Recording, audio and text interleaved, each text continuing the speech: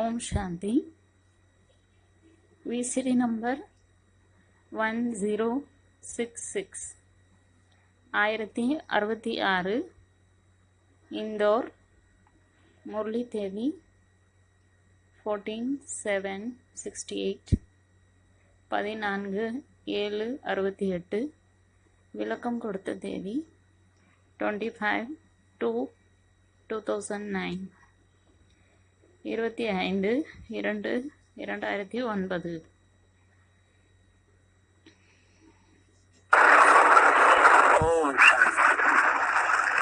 ओम शांति. प्रातः क्लास चल रहा था आगे वகுப்பு நடந்து கொண்டிருந்தது. जुलाई 1968 और पहले पेज के मध्यांश में बात चल रही थी. முதல் பக்கத்தினுடைய மத்தியத்தினுடைய கடைசியில் உரையாடல் நடந்து கொண்டிருந்தது. लोग जब विनाश सामने देखेंगे तो बहुत आवेंगे. மக்கள் எப்போது விநாசத்தை முன்னால் பார்க்கிறார்களோ அப்பொழுது அதிகமாக வருவார்கள். समझेंगे अभी तो मौत आया कि आया. புரிந்து கொள்வார்கள், இப்பொழுது மரணம் வந்துவிட்டது. अभी तुम्हारी बात नहीं मानते हैं. இப்பொழுது உங்களுடைய பேச்சை கேட்பதில்லை. तो तुम जो कहेंगे वो मानेंगे. பிறகு நீங்கள் என்ன சொன்னாலும் கேட்பார்கள். अभी तुम कहते रहते हो 8 वर्ष में विनाश आया कि आया. இப்பொழுது நீங்கள் சொல்லிக்கொண்டே இருக்கிறீர்கள், அதாவது 8 வருடத்தில் விநாசம் வந்துவிட்டது, வந்துவிடும். कौन से सन की वाणी है? இது எந்த வருடத்தில் சொல்லப்பட்ட வாணி? 68 की. 68. तो 68 और 8 அப்பொழுது 68 மற்றும் 8 76 आता है. 76 வருகிறது. तो 76 में विनाश तो नहीं हुआ. அப்பொழுது 76 விநாசம் ஆகவில்லை. तो तुम झूठ कहते रहते हो ना. அப்பொழுது நீங்கள் பொய் சொல்லிக்கொண்டே இருக்கிறீர்கள் அல்லவா? என்ன? झूठ कहते रहते हो तो झूठों की बात कौन मानेगा. பொய் சொல்லிக்கொண்டே இருந்தீர்கள் என்றால் பிறகு பொய் சொல்பவர்களின் பேச்சை யார் கேட்பார்கள்? झूठ कहते हो या सत्य कहते. பொய் சொல்கிறீர்களா அல்லது உண்மையை சொல்கிறீர்களா? उस समय क्या कहेंगे. அந்த சமயத்தில் என்ன சொல்வது? झूठ इसलिए नहीं कहेंगे அந்த சமயத்தில் அதை பொய் என்று ஏன் சொல்ல மாட்டோம் என்றால், कि कोई भी काम की शुरुआत होती है அதாவது எந்த ஒரு வேலையும் ஆரம்பிக்கும் பொழுது तो सूक्ष्म से होती है. அது முதலில் சூட்சமத்தில் நடக்கும், बाद में स्थूल काम संपन्न होता है. பிறகுதான் அந்த காரியம் ஸ்தூலமான ரூபத்தில், அதாவது கண் முன்னால் பார்க்கும்படி அந்த காரியம் பிராக்டிக்கலில் நடந்து முடியும். मकान बनाना है வீடு கட்ட வேண்டும் என்றால் तो बुद्धि में नक्शा आवेगा. அப்பொழுது புத்தியில் அதனுடைய வரைபடம் வரும், संकल्पों में आवेगा. எண்ணத்தில் வரும், बाद में कागज में आवेगा. பிறகு அது காகிதத்தில் வரும், फिर आखिरी में स्थूल मकान बन के तैयार होगा. அதற்கு பிறகுதான் ஸ்தூலத்தில், அதாவது கண் முன்னால் அந்த வீடை பிராக்டிக்கலில் கட்டி முடிப்பார்கள், தயாராகும். तो ऐसे ही அதே போலத்தான் 8 वर्ष में विनाश की बात 8 வருடங்களில் விநாசத்தினுடைய விஷயம் बाहर की दुनिया की बात नहीं थी. இது வெளி உலகத்திற்கான விஷயம் கிடையாது. ये तो ब्राह्मणों की दुनिया में இது பிராமண உலகத்தில், जो ब्रह्मा द्वारा ब्राह्मणों की सृष्टि रची गई, அதாவது பிரம்மா மூலமாக என்ன சிருஷ்டி படைக்கப்பட்டதோ, பிராமண சிருஷ்டி, उसमें அதில் सूक्ष्म विनाश की शुरुआत की बात है। சூட்சுமமான விநாசத்தினுடைய ஆரம்பத்தினுடைய விஷயம். नया संगठन बनता है புதிய சங்கடன் தயாராகும் பொழுது तो छोटा होता है, சிறியதாக இருக்கும். और जो पुराना संगठन होता है वो बड़ा होता है। ஆனால் அந்த பழைய சங்கடன் என்ன இருக்கிறதோ அது பெரியதாக இருக்கும். पुरानेपन का विस्तार होता है பழைய தன்மை விரிவடைந்து கொண்டே போகிறது. और नई चीज सारे रूप में होती है। பிறகு புதிய விஷயம் சாரமான உருவத்தில் இருக்கும். तो 76 के लिए बोला அப்பொழுது 76க்காக சொல்லப்பட்டுள்ளது. कि 76 में அதாவது जो मनुष्य सृष्टि का बीज है 76ல் மனித சிருஷ்டியின் தந்தை யார் இருக்கிறாரோ वो बीज की स्थापना हो जाएगी। அந்த விதை தயாராகிவிடும். अर्थात அதாவது वो मनुष्य सृष्टि का पहला बीज அந்த மனித சிருஷ்டியினுடைய முதல் விதை स्त्रियम हो जाएगा। நிலையாகி விடுவார். स्थापना का मतलब ये है அடைத்தல் என்றால் என்ன அர்த்தம் என்றால் बीज डाल दिया गया। விதையை போட்டு விடுகிறார்கள். बीज इतना पावरफुल है விதை இவ்வளவு பவர்ஃபுல்லானது कि नित्य बुद्धि विजय से अंत तक साबित होना है। அதாவது நிச்சய புத்தி விஜயத்தை, நிச்சய புத்தி இருந்தால் வெற்றி கிடைக்கும். இந்த விஷயம் கடைசி வரை நிரூபணம் ஆகிவிடும்.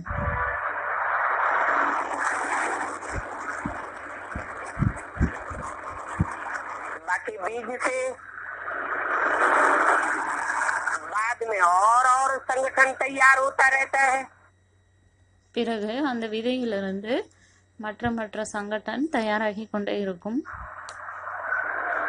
जैसे जैसे स्थापना का बीज मजबूत होते जाते हैं ஸ்தாபனை செய்வதற்கான விதை எந்த அளவுக்கு வலுவாக ஆகிக்கொண்டே போகிறதோ वैसे वैसे पुराना संगठन हिलता जाता है। அந்த அளவுக்கு பழைய சங்கடன் அசைந்து கொண்டே இருக்கிறது. तो पुरानी दुनिया का विनाश कहेंगे அதைத்தான் பழைய உலகத்தினுடைய விநாசம் என்று சொல்லலாம். और नई दुनिया की स्थापना कहेंगे। மற்றும் புதிய உலகத்தினுடைய படைத்தல் காரியம் என்று சொல்லலாம். आगे चल के இன்னும் போக போக और भी नजदीक देखेंगे। இன்னும் இந்த விஷயத்தை அருகில் பார்க்கலாம். सूक्ष्म बातें सबकी समझ में नहीं आती हैं। சூட்சுமமான விஷயங்கள் அனைவரும் புரிந்து கொள்வதில்லை.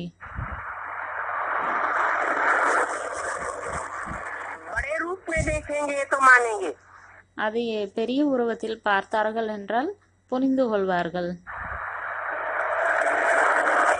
मौत तो आना ही है। மரணம் வந்துதான் தீரும். तुम बच्चे तो जीते जी मर जाते हो। குழந்தைகளாகிய நீங்கள் வாழ்ந்து கொண்டே இறந்து விடுகிறீர்கள். पुरानी दुनिया, பழைய உலகம், पुरानी देह, பழைய உடல், देह के संबंध, உடலினுடைய சம்பந்திகள் इनसे अपने को डिटैच कर लेते हो। இவர்களிடமிருந்து தன்னை நீங்கள் டிட்டாச் ஆக்கிக் கொள்கிறீர்கள். आप हुए मर गई दुनिया। அதாவது நாம் இறந்து விட்டால் நமக்காக அந்த உலகமே இறந்ததற்கு சமம்.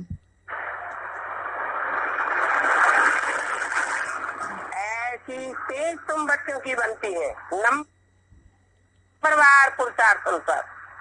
அப்படிப்பட்ட நிலை வரிசை கிரமமாக புருஷார்த்தத்தினுடைய அடிப்படையில் குழந்தைகளாகிய உங்களுடைய நிலை உருவாக்குகிறது. जैसे संकल्पों से ब्रह्मा द्वारा सृष्टि रची जाती है। எப்படி எண்ணத்தின் மூலமாக பிரம்மா மூலமாக படைத்தல் காரியம் செய்யப்படுகிறது, वो भी कल्याणकारी है। அதுவும் கூட நன்மைக்குத்தான். और संकल्पों की दृढ़ता से ही மற்றும் அந்த எண்ணத்தினுடைய திடத்தன்மையின் மூலமாகத்தான் पुराने का विनाश होता है, பழைய விஷயங்கள் அழிகிறது. वो भी कल्याणकारी है। அதுவும் கூட நன்மைக்காகத்தான். तो बहुत समय से कहते आते हो, நீங்கள் மிகவும் முன்னால் இருந்து சொல்லிக்கொண்டே வருகிறீர்கள். अभी तो समझते हैं इन्हों की ये गपोड़े हैं। இப்பொழுது நம்மை பற்றி என்ன புரிந்து கொள்கிறார்கள்? அதாவது இவர்கள் பொய் சொல்கிறார்கள். जैसे पहले तुम भक्ति को गपोड़ा समझते थे, நீங்கள் எப்படி பக்தியை முன்னால் பொய் என்று நினைத்தீர்களோ, वैसे भी तुम्हारे ज्ञान को गपोड़ा समझते हैं। அதே போலத்தான் அவர்கள் இப்பொழுது உங்களுடைய ஞானத்தை பொய் என்று நினைக்கிறார்கள். तुम्हारा झाड़ तो धीरे धीरे बढ़ता जाता है, உங்களுடைய மரம் மெதுமெதுவாக வளர்ந்து கொண்டே போகிறது. पहले झाड़ बहुत छोटा होता है, முதலில் மரம் மிகவும் சிறியதாக இருக்கிறது. बीज में से एक पत्ता निकलता है, விதையிலிருந்து முதலில் ஒரு இலை வெளிவருகிறது. उसके अंदर दूसरा पत्ता छुपा हुआ रहता है, அதற்குள்ளே மற்றொரு இலை மறைந்திருக்கிறது. फिर दोनों पत्ते प्रत्यक्ष होते हैं, பிறகு அந்த இரண்டு இலைகளுமே வெளிவருகிறது. उसके अंदर और पत्ते अप्रत्यक्ष रहते हैं। பிறகு அதற்குள்ளே மற்ற இலைகளும் மறைந்துள்ளது. ऐसे करते करते अभी देखो तुम्हारा झाड़ कितना बड़ा हो गया। இப்படி ஆகி ஆகி பாருங்கள், உங்களுடைய மரம் எவ்வளவு பெரியதாக வளர்ந்து விட்டது. ये ड्रामा झूम मिसल चलता है। இந்த நாடகம் பேன் போல நடக்கிறது.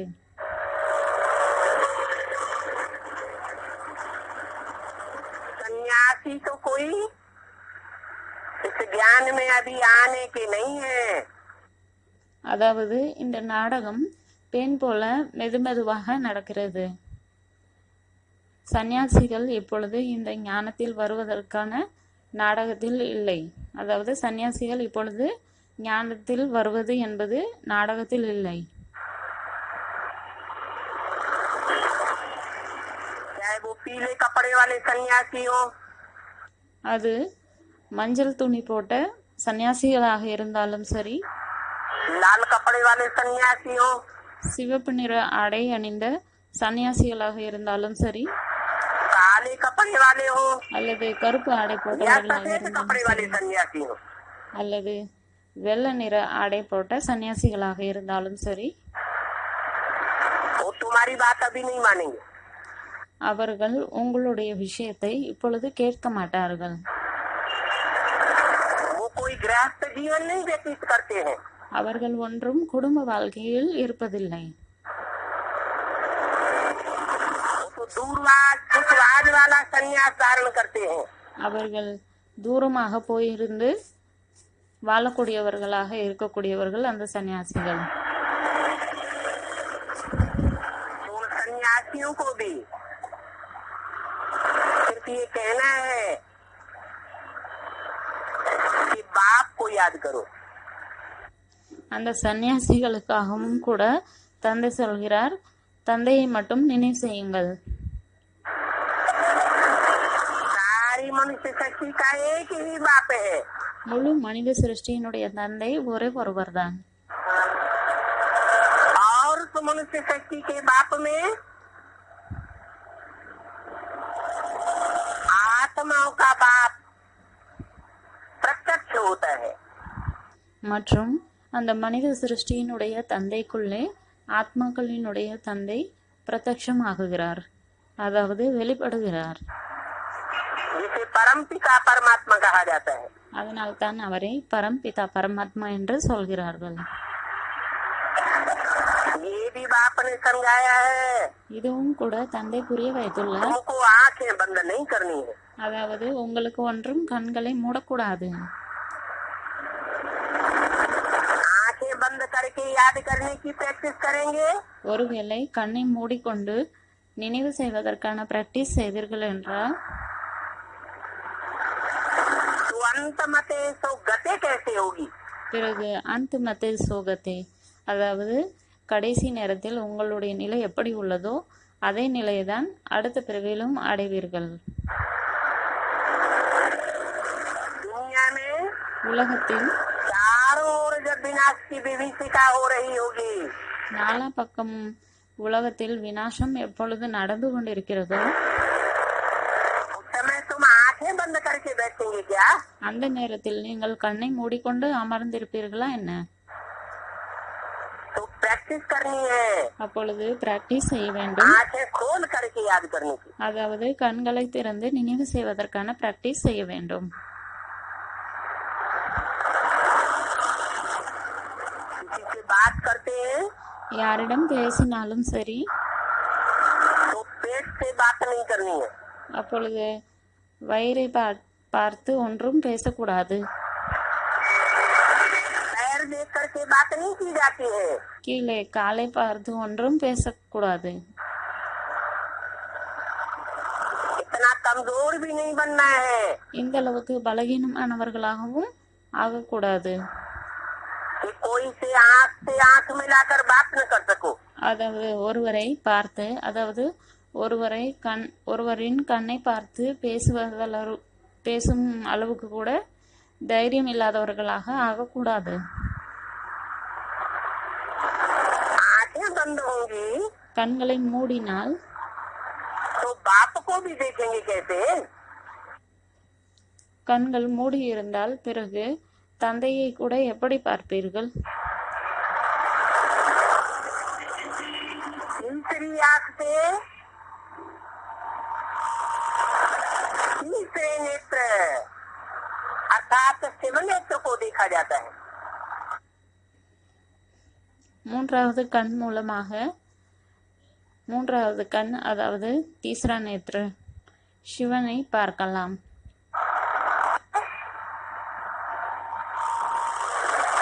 तीसरे नेत्र अर्थात शिव नेत्र को देखा जाता है। மூன்றாவது கண் அதாவது சிவன் நேத்திரத்தை பார்க்கலாம். और इस स्थूल आंख से मनुष्य शक्ति के साकार बाप को देखा जाता है। பிறகு ஸ்தூலமான கண்கள் மூலமாக மனித சிருஷ்டியினுடைய தந்தை சாக்கரரை பார்க்கலாம். दोनों ही बेहद के बाप हैं இருவருமே எல்லைக்கு அப்பாற்பட்ட தந்தைகள். और दोनों ही बेहद के बाप एक दूसरे में ऐसे रिद विद कर रहते हैं அந்த இரண்டு தந்தையுமே, இரண்டு எல்லைக்கு அப்பாற்பட்ட தந்தையுமே ஒருவரை ஒருவர் அப்படி இணைந்து இருக்கிறார்கள். जैसे आत्मा और शरीर। அதாவது ஆத்மா மற்றும் உடலை போல அவர்கள் இருவருமே இணைந்து இருக்கிறார்கள். अभी तुमने पक्का किया है कि हम आत्मा है, இப்பொழுது நீங்கள் உறுதியாக இருக்கிறீர்கள், அதாவது நான் ஆத்மா. और ये भी जानते हो மற்றும் இது கூட தெரிந்துள்ளீர்கள், कि अभी हम परम पिता परमात्मा के सामने बैठे हैं। அதாவது இப்பொழுது நாம் பரம்பிதா பரமாத்மா முன் அமர்ந்திருக்கிறோம். इसके सामने யார் முன்னால்? परमात्मा परम पिता नहीं कहा, பரமாத்மா பரம்பிதா என்று சொல்லவில்லை. क्या कहा। என்ன சொல்கிறார்? परम पिता परमात्मा। பரம்பிதா பரமாத்மா. परम पिता पहले பரம்பிதா முதலில் और परमात्मा बाद में। மற்றும் பரமாத்மா பின்னால்.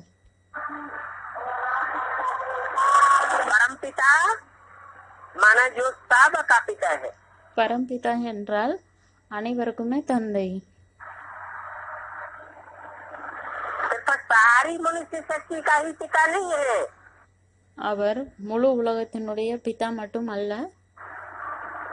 मनुष्य सृष्टि का भी जो पिता है, மனித சிருஷ்டி आदि पिता, மனித சிருஷ்டியினுடைய தந்தை யார் இருக்கிறாரோ, அதாவது ஆதி பிதா, जिसे मुसलमानों में आदम, அவரைத்தான் முஸ்லிம்கள் ஆதம் என்று சொல்கிறார்கள். क्रिश्चियंस में एडम कहा जाता है, கிறிஸ்துவர்கள் ஆடம் என்று சொல்கிறார்கள். हिंदुओं में आदिदेव कहा जाता है, இந்துக்களில் ஆதிதேவ் என்று சொல்கிறார்கள். उस आदि पिता का भी पिता है, அந்த ஆதி பிதாவுக்கும் பிதா அவர். परंतु उसका कोई पिता नहीं है, ஆனால் அவருக்கு எந்த ஒரு பிதாவும் கிடையாது. इसलिए वो परम पिता है. அதனால்தான் அவர் பரம்பிதா. वो नाम पहले लिया जाता है. அவருடைய பெயர் முதலில் परम पिता சொல்லப்படுகிறது. परमात्मा. அதாவது பரம்பிதா பரமாத்மா. परमात्मा बाद में क्यों? பரமாத்மா பின்னால் ஏன்? क्योंकि आत्माओं के बीच में जो भी पार्टधारी है, ஏனென்றால் ஆத்மாக்களுக்கு நடுவில் பால்ட்டுதாரிகள் யாரெல்லாம் இருக்கிறார்களோ, उन पार्टधारी आत्माओं के बीच परम पार्ट बजाने वाला அந்த பாட்டு செய்யக்கூடிய ஆத்மாக்களுக்கு நடுவில் பரம் பாட்டு, அதாவது உயர்ந்த பாட்டு செய்பவர், हीरो पार्ट बजाने वाला அதாவது ஹீரோ பாட்டு செய்பவர் परमात्मा साबित होता है. பரமாத்மா என்று நிரூபணமாகுகிறார். उस हीरो पार्टधारी में அந்த ஹீரோ परम பாட்டுதாரிக்குள் पिता शिव प्रवेश करते हैं. பரம்பிதா சிவன் பிரவேசமாகுகிறார். उनको तुम सामने बैठ कर देखते हो. அவரை நீங்கள் முன்னால் அமர்ந்து दोनों பார்க்கிறீர்கள். बेहद के बाप हैं. இருவருமே எல்லைக்கு அப்பாற்பட்ட தந்தைகள். एक बेहद के बाप को तुम तीसरे नेत्र से देखते हो. कौन सा है? ஒரு எல்லைக்கு அப்பாற்பட்ட தந்தையை நீங்கள் மூன்றாவது கண் மூலமாக பார்க்கிறீர்கள். யார் அவர்? हैं? ज्ञान नेत्र से कौन से बाप को देखते हो? ஞான கண்கள் மூலமாக எந்த தந்தையை பார்க்கிறீர்கள்? शिव बाप को देखते हो. परम ஷிவ் பாப் पिता को. பரம்பிதாவை और பார்க்கிறீர்கள். इन आँखों से कौन से बाप को देखते हो? பிறகு இந்த கண்கள் மூலமாக எந்த தந்தையை பார்க்கிறீர்கள்? परम आत्मा, परम पार्टधारी, பரமாத்மா, அதாவது பரம் பாட்டுதாரி, हीरो पार्टधारी को देखते हो. அதாவது ஹீரோ பாட்டுதாரியை பார்க்கிறீர்கள். निराकार आत्मा नहीं आती है. நிராகார ஆத்மாவை கண்ணால் பார்க்க முடியாதுதான். देखने में कौन आता है? யார் தெரிய வருகிறார்? साकार देखने में आता है. சாக்காரரை தான் பார்க்க முடியும். ये ज्ञान तुम्हारी बुद्धि में है. இந்த ஞானம் உங்களுடைய புத்தியில் உள்ளது. बाकी ट्रांस को कोई ज्ञान नहीं कहा जाता है. மிச்சம்படி டிரான்ஸில் போவதை ஞானம் என்று சொல்ல முடியாது. क्या कहा जाता है? என்ன சொல்லலாம்? ट्रांस या साक्षात्कार, इसको भक्ति कहा जाता है. तुम बच्चे बैठते हो, டிரான்ஸ் அதாவது சாட்சாத்காரம் பார்ப்பதை நீங்கள், அதாவது இதை பக்தி மார்க்கம் என்று சொல்கிறார்.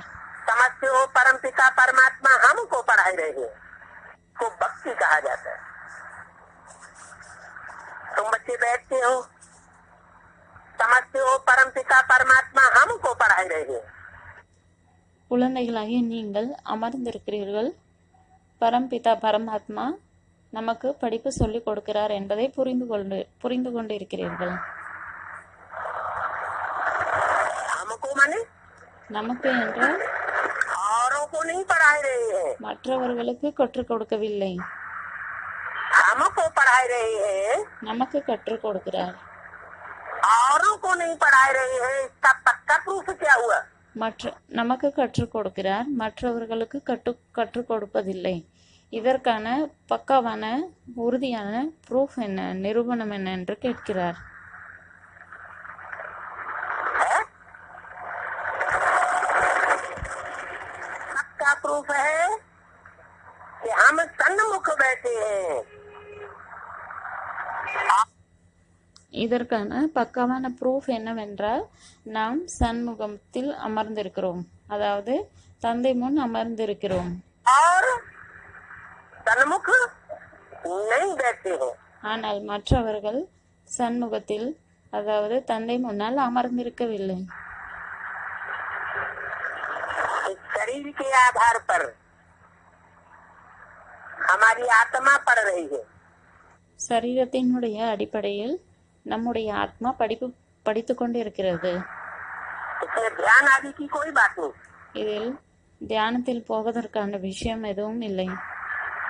और ध्यान में जाना कोई बड़ी बात नहीं है। மற்றும் தியானத்தில் செல்வது இது ஒன்றும் பெரிய விஷயம் அல்ல. ये तो भक्ति मार्ग में भी ध्यान दीदार होता आया है। ஏனென்றால் பக்தி மார்க்கத்திலும் கூட தியானத்தில் செல்வது, தீதார் அதாவது காட்சி பார்ப்பது, இது ஒன்றும் பெரிய விஷயம் அல்ல. तुलसीदास को, रैदास को, मीरा को ध्यान होते ही रहे। துளசிதாஸ், மீரா, ராய்தாஸ் இவர்களுக்கும் கூட காட்சி கிடைத்து கொண்டுதான் இருந்தது, साक्षात्कार होते ही रहे। சாட்சாத்காரம் ஆகிக்கொண்டே परंतु இருந்தது. साक्षात्कार करने से कोई स्वर्ग में थोड़ा ही चले जाते। ஆனால் சாட்சாத்காரம் பார்ப்பதனால் யாரும் சொர்க்கத்திற்கு சென்று விடுகிறார்களா என்ன? तुम तो प्रैक्टिकल में स्वर्ग में जाते हो। ஆனால் நீங்கள் பிராக்டிக்கலில் சொர்க்கத்திற்கு செல்கிறீர்கள். बाकी भोग आदि है, इसकी भी ड्रामा में नूंद है।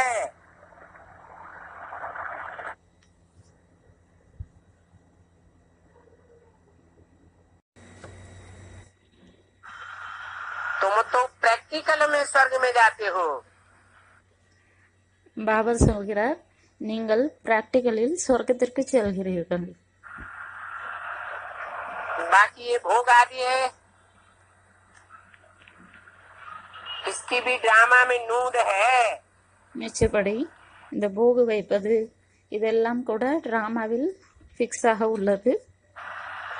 है तो भक्ति मार्ग की बातें, இவை அனைத்தும் பக்தி மார்க்கத்தினுடைய விஷயங்கள் தான். परंतु ஆனால் ये भक्ति भी ड्रामा में नूदी हुई है। இந்த பக்தியும் கூட டிராமாவில் ஃபிக்ஸ் ஆக உள்ளது. जो भक्त है பக்தர்கள் யாரோ वो सर्वेंट बन करके भोग लगा करके आते हैं। அவர்கள் சேவாதாரிகள், சர்வெண்ட் ஆகி கொண்டு போக் வைத்து கொண்டு வருகிறார்கள். जैसे सर्वेंट लोग होते हैं, எப்படி சர்வெண்ட் இருக்கிறார்கள், बड़े आदमी को खिलाते हैं, பெரியவர்களுக்கு பரிமாறுவார்கள். तो तुम भी भोग आदि लगाते समय जैसे कि भोग लगाने वाले सर्वेंट बन जाते हो। அதே போலத்தான் நீங்களும் கூட போகு வைக்கும் பொழுது சர்வெண்டை போல் ஆகிவிடுகிறீர்கள். देवताओं को भोग लगाने जाते हो, தேவதைகளுக்கு போகு வைக்க போகிறீர்கள். उनको भी पहले कहेंगे फरिश्ते, அவர்களையும் என்ன சொல்லலாம் என்றால் ஃபரிஸ்தா. वहाँ तुम मम्मा बाबा को देखते हो, அங்கே நீங்கள் மம்மா பாபாவை பார்க்கிறீர்கள்.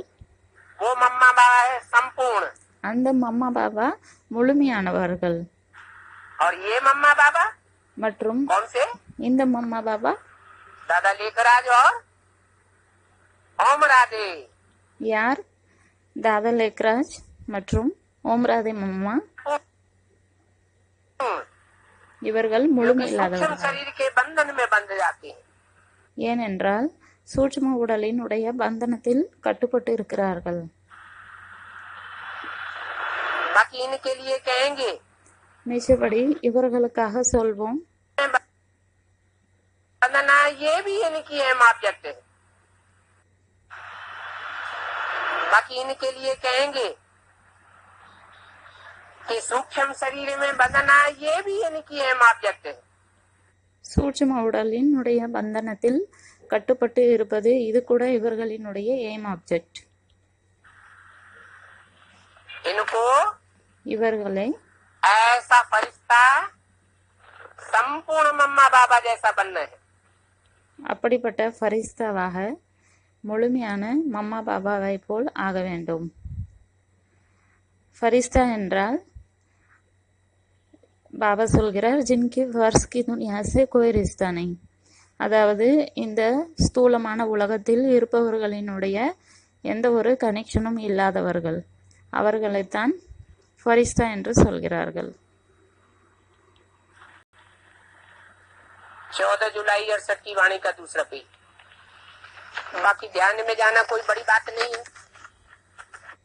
மிச்சபடி தியானத்தில் போவது இது ஒன்றும் பெரிய விஷயம் இல்லை.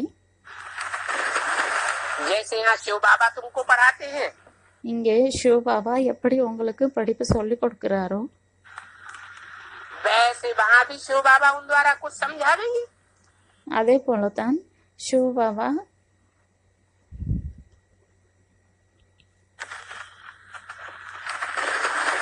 जैसे यहाँ शिव बाबा तुमको पढ़ाते हैं, वैसे वहाँ भी शिव बाबा उन द्वारा कुछ समझावेंगे। அதே போல சிவ பாபா அவர்கள் மூலமாக ஏதாவது புரிய வைப்பார். कहाँ? எங்கே? कहाँ की बात कहाँ से कहली की? எங்கே இருக்கக்கூடிய விஷயத்தை எங்கே இருக்கக்கூடிய விஷயத்துடன் ஒப்பிட்டு சொல்கிறார். यहाँ माने कहाँ और वहाँ माने कहाँ? இங்கே என்றால் எங்கே, அங்கே என்றால் எங்கே. सन 68 की बात है। 1968 விஷயம். जैसे बाबा तुम बच्चों को पढ़ाते, सन 68 की बात है। सन 68 में जैसे बाबा तुम बच्चों को पढ़ाते, वैसे वहाँ भी जहाँ संपूर्ण अवस्था को ब्राह्मण पाते हैं, 1968 எப்படி உங்களுக்கு இங்கே படிப்பு சொல்லிக் கொடுக்கிறாரோ சிவ பாபா, அதே போல் அங்கேயும் கூட आकारी और निराकार वहाँ भी जहाँ संपूर्ण अवस्था को ब्राह्मण पाते हैं, அதாவது அங்கே பிராமணர்கள் முழுமையான நிலையை அடைகிறார்கள். आकारी और निराकारी प्रैक्टिकल स्टेज में रहते हैं। ஆக்காரி மற்றும் நிராகாரி நிலையில் பிராக்டிக்கலில் இருக்கிறார்கள். ஆக்காரி என்றால் சூட்சும நிலை, அதாவது இந்த உடல் சம்பந்தம், இந்த உலகத்தினுடைய விஷயங்கள் பற்றிய சிந்தனை இல்லாத நிலை சூட்சும ஸ்டேஜ், அதைத்தான் ஆக்காரி நிலை என்று சொல்கிறார். நிராகாரி நிலை, அங்கே ஆத்மா ஜோதி புள்ளி மற்றும் நம்முடைய தந்தையும் ஜோதி புள்ளி என்ற நிலை இருக்கும், அதைத்தான் நிராகாரி நிலை என்று சொல்கிறார். वो भी समझने और समझाने का कार्य है। அதுவும் கூட புரிந்து கொள்வது மற்றும் புரிந்து கொள்ள வைப்பது இதற்கான வேலை. शिव बाबा टीचर बन करके समझाते हैं, சிவ பாபா டீச்சர் ஆகி கொண்டு புரிய வைக்கிறார் और बच्चे समझते हैं। மற்றும் குழந்தைகள் புரிந்து கொள்கிறார்கள். तो यहाँ இப்பொழுது இங்கே कहेंगे सुनना सुनाना, और वहाँ कहेंगे கேட்பது மற்றும் சொல்வது, மற்றும் அங்கே என்ன சொல்வோம், समझना और समझाना। புரிந்து கொள்வது மற்றும் புரிய வைப்பது. बाकी सूक्ष्म वतन में क्या होता है, மிச்சபடி சூட்சும வதனத்தில் என்ன நடக்கிறது, तो सिर्फ जानना होता है। இதை தெரிந்து கொள்ள வேண்டியுள்ளது. बाकी ट्रांस आदि का कोई महत्व नहीं है। மிச்சபடி டிரான்ஸில் போவது, அதாவது சந்தேஷி கொடுப்பதற்காக டிரான்ஸ் மெசஞ்சர் ஆகிக்கொண்டு மேலே போகிறார்கள் சந்தேஷிகள், அதற்கு ஒன்றும் மதிப்பில்லை என்று சொல்கிறார்.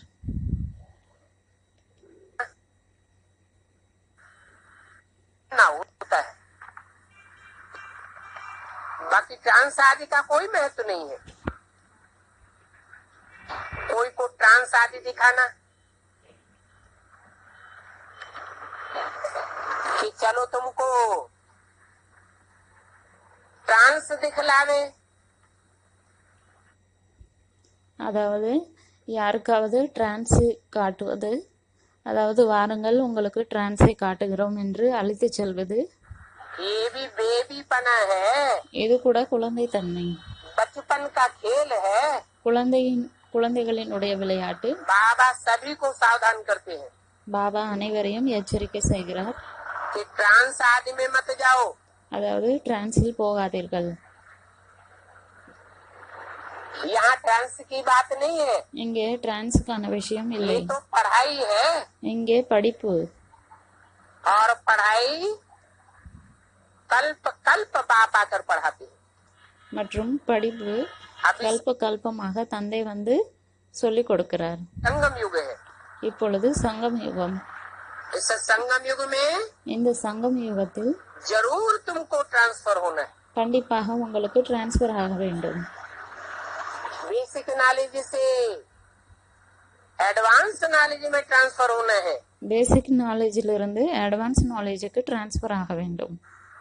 जैसे छोटे बच्चे होते हैं, எப்படி சின்ன குழந்தைகள் स्कूल இருக்கிறார்கள், से कॉलेज में ट्रांसफर होते हैं। அவர்கள் ஸ்கூலில் இருந்து காலேஜுக்கு டிரான்ஸ்பர் ஆகுகிறார்கள். बदल जाता है, टीचर बदल जाता है, पढ़ाई बदल जाती है। அங்கே ஸ்கூல், டீச்சர், படிப்பு அனைத்துமே மாறிவிடுகிறது. फिर तुम पढ़ाई पूरी करेंगे பிறகு நீங்கள் படிப்பை முழுமையாக படிப்பீர்கள். तो फरिश्ता बन जाएंगे। அப்பொழுது ஃபரிஸ்தா ஆகிவிடுவீர்கள். फरिश्ता सो देवता। ஃபரிஸ்தாவில் இருந்து தேவதை ஆகிவிடுவீர்கள். तो तुमको ट्रांसफर जरूर होना है। அப்பொழுது உங்களுக்கு கண்டிப்பாக டிரான்ஸ்பர் ஆக வேண்டும். ड्रामा के प्लान अनुसार तुम पार्ट बजाए रहे। டிராமா பிளான் அடிப்படையில் நீங்கள் பார்ட்டு செய்கிறீர்கள். ड्रामा में एक बार ट्रांसफर होने का पार्ट तुम्हारा पूरा हुआ। कौन सा? டிராமாவில் ஒரு முறை டிரான்ஸ்பர் ஆகுவதற்கான பார்ட் உங்களுடையது முழுமையடைந்து விட்டது. எது? बेसिक से एडवांस में ट्रांसफर होने का पार्ट पूरा हुआ। பேசிக்கில் இருந்து அட்வான்ஸிற்கு டிரான்ஸ்பர் ஆகக்கூடிய பார்ட் முழுமையடைந்து விட்டது. अभी एडवांस में तुम अपनी आत्मा को रियलाइज करेंगे। இப்பொழுது அட்வான்ஸில் நீங்கள் உங்களுடைய ஆத்மாவை ரியலைஸ் செய்வீர்கள், அனுபவம் செய்வீர்கள். आत्मा जन्म जन्मांतर इस सत्य रूपी रंगमंच पर कौन सा पार्ट बजाने वाली आत्मा हूँ। அதாவது நான் ஆத்மா ஜென்ம ஜென்மமாக இந்த உலகமாகிய நாடக மேடையில் என்ன பாட்டு செய்யக்கூடியவர். उस पार्ट की महिमा है। அந்த பாட்டினுடைய மகிமை உள்ளது. तो में भी उस पार्ट की महिमा है। சாஸ்திரங்களிலும் அந்த பாட்டிற்கு बाप மகிமை आकर तुम உள்ளது. बच्चों को पढ़ाते हैं। தந்தை வந்து குழந்தைகளாகிய உங்களுக்கு படிப்பு சொல்லிக் கொடுக்கிறார். पढ़ाते हैं जिससे तुम अपने अनेक जन्मों को जान जाते हो। அப்படிப்பட்ட படிப்பு சொல்லிக் கொடுக்கிறார். அதன் மூலமாக நீங்கள் உங்களுடைய அநேக ஜென்மத்தினுடைய பார்ட் என்ன என்பதை தெரிந்து கொள்கிறீர்கள். जैसे वो मनुष्यों की लिखी हुई गीता में भी कहा, हे अर्जुन तू अपने जन्मों को नहीं जानता। எப்படி அந்த மனிதர்கள் மூலமாக சொல்லப்பட்ட கீதையிலும் கூட உள்ளது, ஹே அர்ஜுன் நீங்கள் உங்களுடைய ஜென்மத்தை பற்றி தெரிந்து கொள்ளவில்லை, मैं तेरे को बताता हूँ। நான் உங்களுக்கு சொல்கிறேன். ड्रामा अनुसार तुमको बाप से एक बार पढ़ करके देवता जरूर बनना है। டிராமா அனுசாரமாக உங்களுக்கு தந்தையிடமிருந்து படிப்பு கற்றுக்கொண்டு தேவதையே ஆக வேண்டும். अनुसार तुमको बाप से एक बार पढ़ करके देवता जरूर बनना है. ஒரு முறை படிப்பு படித்து கொண்டு தேவதையாக கண்டிப்பாக ஆக வேண்டும். इस पढ़ाई में बच्चों को खुशी होती है. இந்த படிப்பில் குழந்தைகளுக்கு குஷி மகிழ்ச்சி ஏற்படுகிறது. हम बाप को भी और रचना के आदिमध्यंत को भी जान गए. நாம் தந்தை மற்றும் படைப்பினுடைய ஆரம்பம் மத்தியம் கடைசியை பற்றியும் தெரிந்து கொண்டோம். बाप की पढ़ाई की पहचान क्या है? தந்தையினுடைய படிப்பினுடைய அடையாளம் என்ன? मनुष्यों की पढ़ाई की पहचान क्या है? மனிதர்களினுடைய படிப்பு என்றால் இது மனிதர்கள்தான் படிப்பு சொல்லிக் கொடுக்கிறார்கள் என்பதை எப்படி தெரிந்து கொள்ள முடியும்? அதனுடைய அடையாளம் என்ன? बाप की पढ़ाई की पहचान है தந்தையினுடைய படிப்பினுடைய அடையாளம் என்னவென்றால் कि बाप की शिक्षा पाकर तुम बहुत हर्षित होती हो. அதாவது தந்தையினுடைய படிப்பை அடைந்த பிறகு நீங்கள் மிகவும் புன்னகையுடன் இருக்கிறீர்கள், மகிழ்ச்சியாக இருக்கிறீர்கள். तुम्हारी खुशी का पारावार नहीं रहता. உங்களுடைய மகிழ்ச்சிக்கு எல்லையே இல்லை. क्योंकि तुम जानते हो ஏனென்றால் நீங்கள் हम தெரிந்துள்ளீர்கள், पढ़ते ही है नई दुनिया के लिए. நாம் புதிய உலகத்திற்காக தான் படிக்கிறோம். नई दुनिया புதிய உலகம் माना सतो प्रधान दुनिया. அதாவது சத்தோ सतो பிரதான प्रधान உலகம். दुनिया माना सुख ही सुख. சத்தோ பிரதான உலகம் என்றால் அங்கே சுகமே சுகம்தான் இருக்கும்.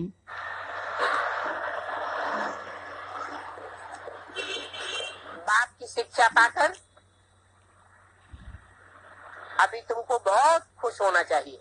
தந்தையினுடைய படிப்பை அடைந்த பிறகு இப்பொழுது உங்களுக்கு மிகவும் அதிகமான மகிழ்ச்சியை அடைய வேண்டும், கிடைக்க வேண்டும். वहाँ होता ही है देवी देवताओं का राज्य. அதிகமான மகிழ்ச்சி இருக்க வேண்டும்.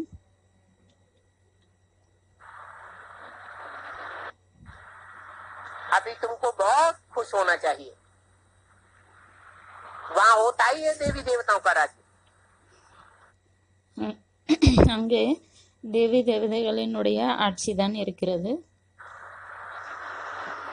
तो उसके लिए जरूर पुरुषोत्तम संगम युग पर पढ़ना होता है. அப்பொழுது அதற்காக கண்டிப்பாக புருஷோத்தம் சங்கம் யுகத்தில் படிக்க வேண்டும்.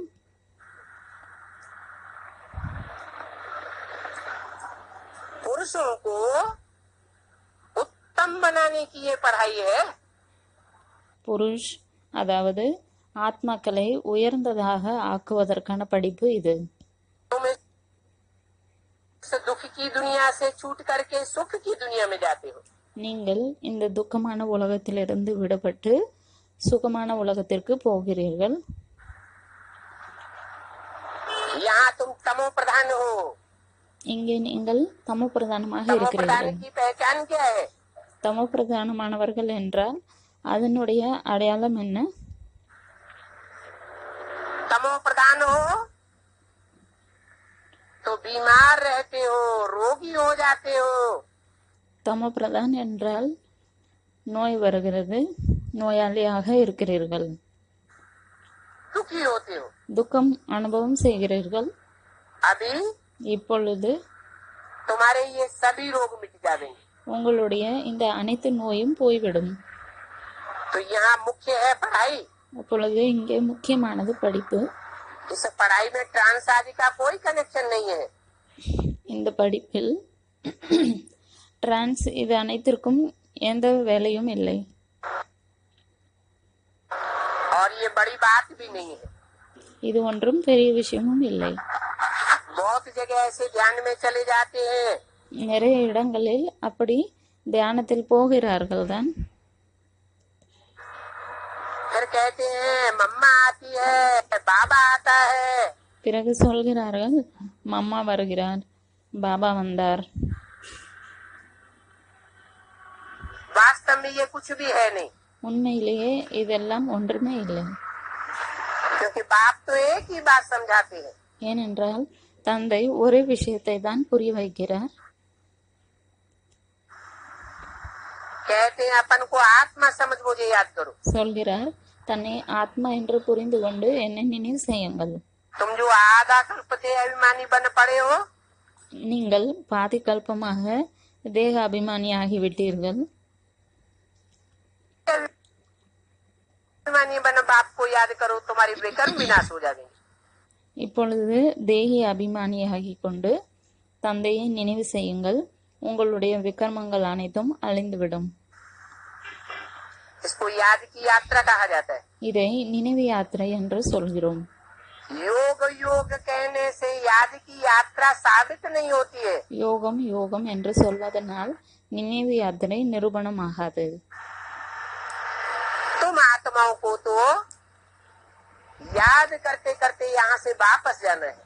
ஆத்மாக்கள் ஆகிய உங்களுக்கு நினைவு செய்து செய்து இங்கே இருந்து திரும்பி போக வேண்டும். कहाँ वापस जाना है? எங்கே திரும்பி போக வேண்டும்?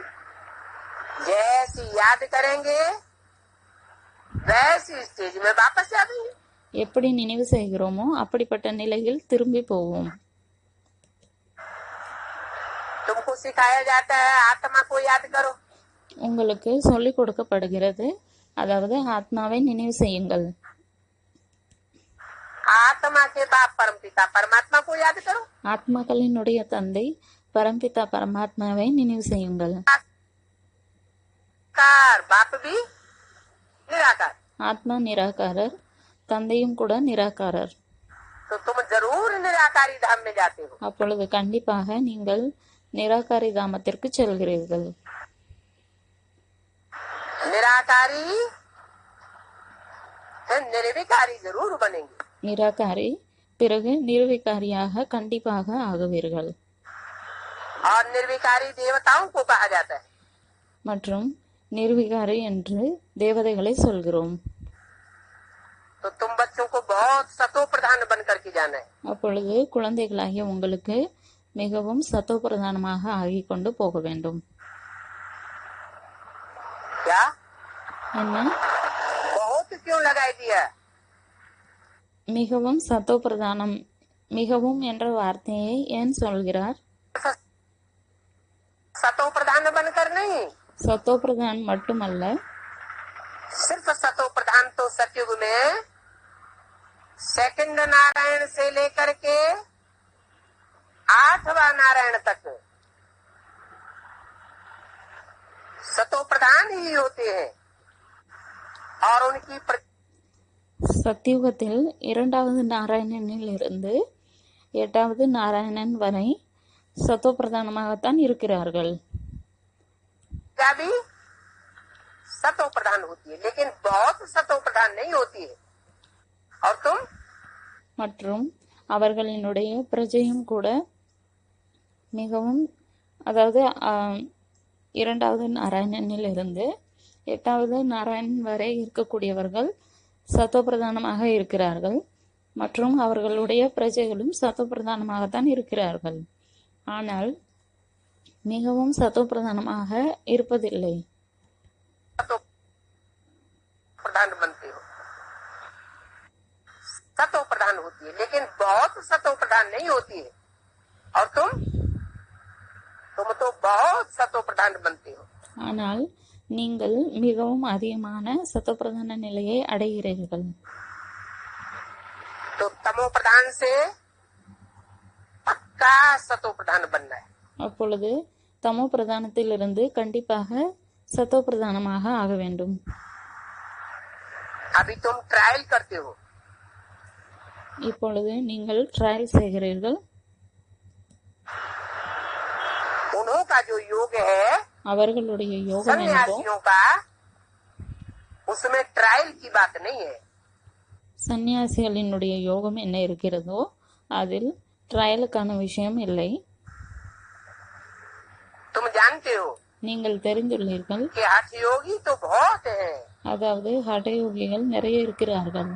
वो है ही हठ योग और उनका है हठ योग। அவர்கள் ஹடயோகிகள், அவர்களினுடைய யோகமும் கூட ஹடயோகம், அதாவது வலுக்கட்டாயமான யோகம்.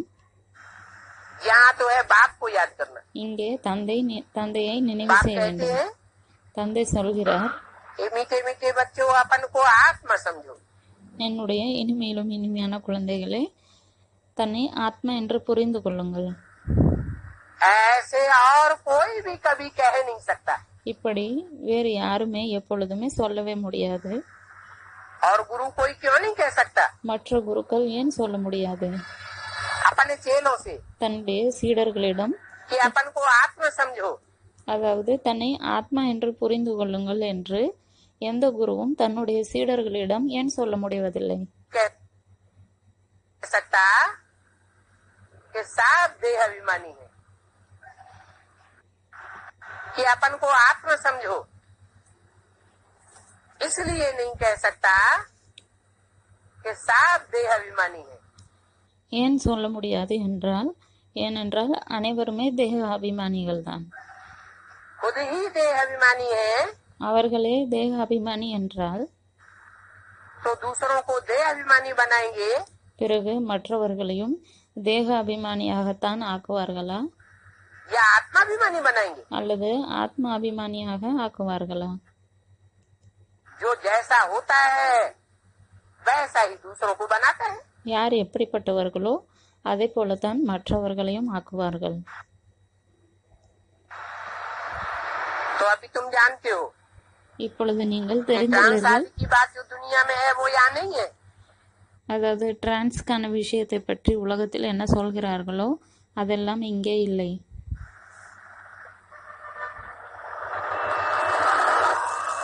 वो तो और ही तुम्हारे ऊपर हंसी उड़ावेंगे। அவர்கள் இன்னும் உங்களை பார்த்து சிரிப்பார்கள். क्योंकि वो तो याद की यात्रा को जानते ही नहीं है। ஏனென்றால் அவர்கள் நினைவு யாத்திரையை பற்றி தெரிந்து கொள்ளவில்லை. भोग आदि लगा करके आते हैं, போகெல்லாம் வைத்து கொண்டு ये भी வருகிறார்கள். उनका ड्रामा में नूद है। இதெல்லாம் கூட அவர்களினுடைய நாடகத்தில் நிச்சயிக்கப்பட்டுள்ளது. का महत्व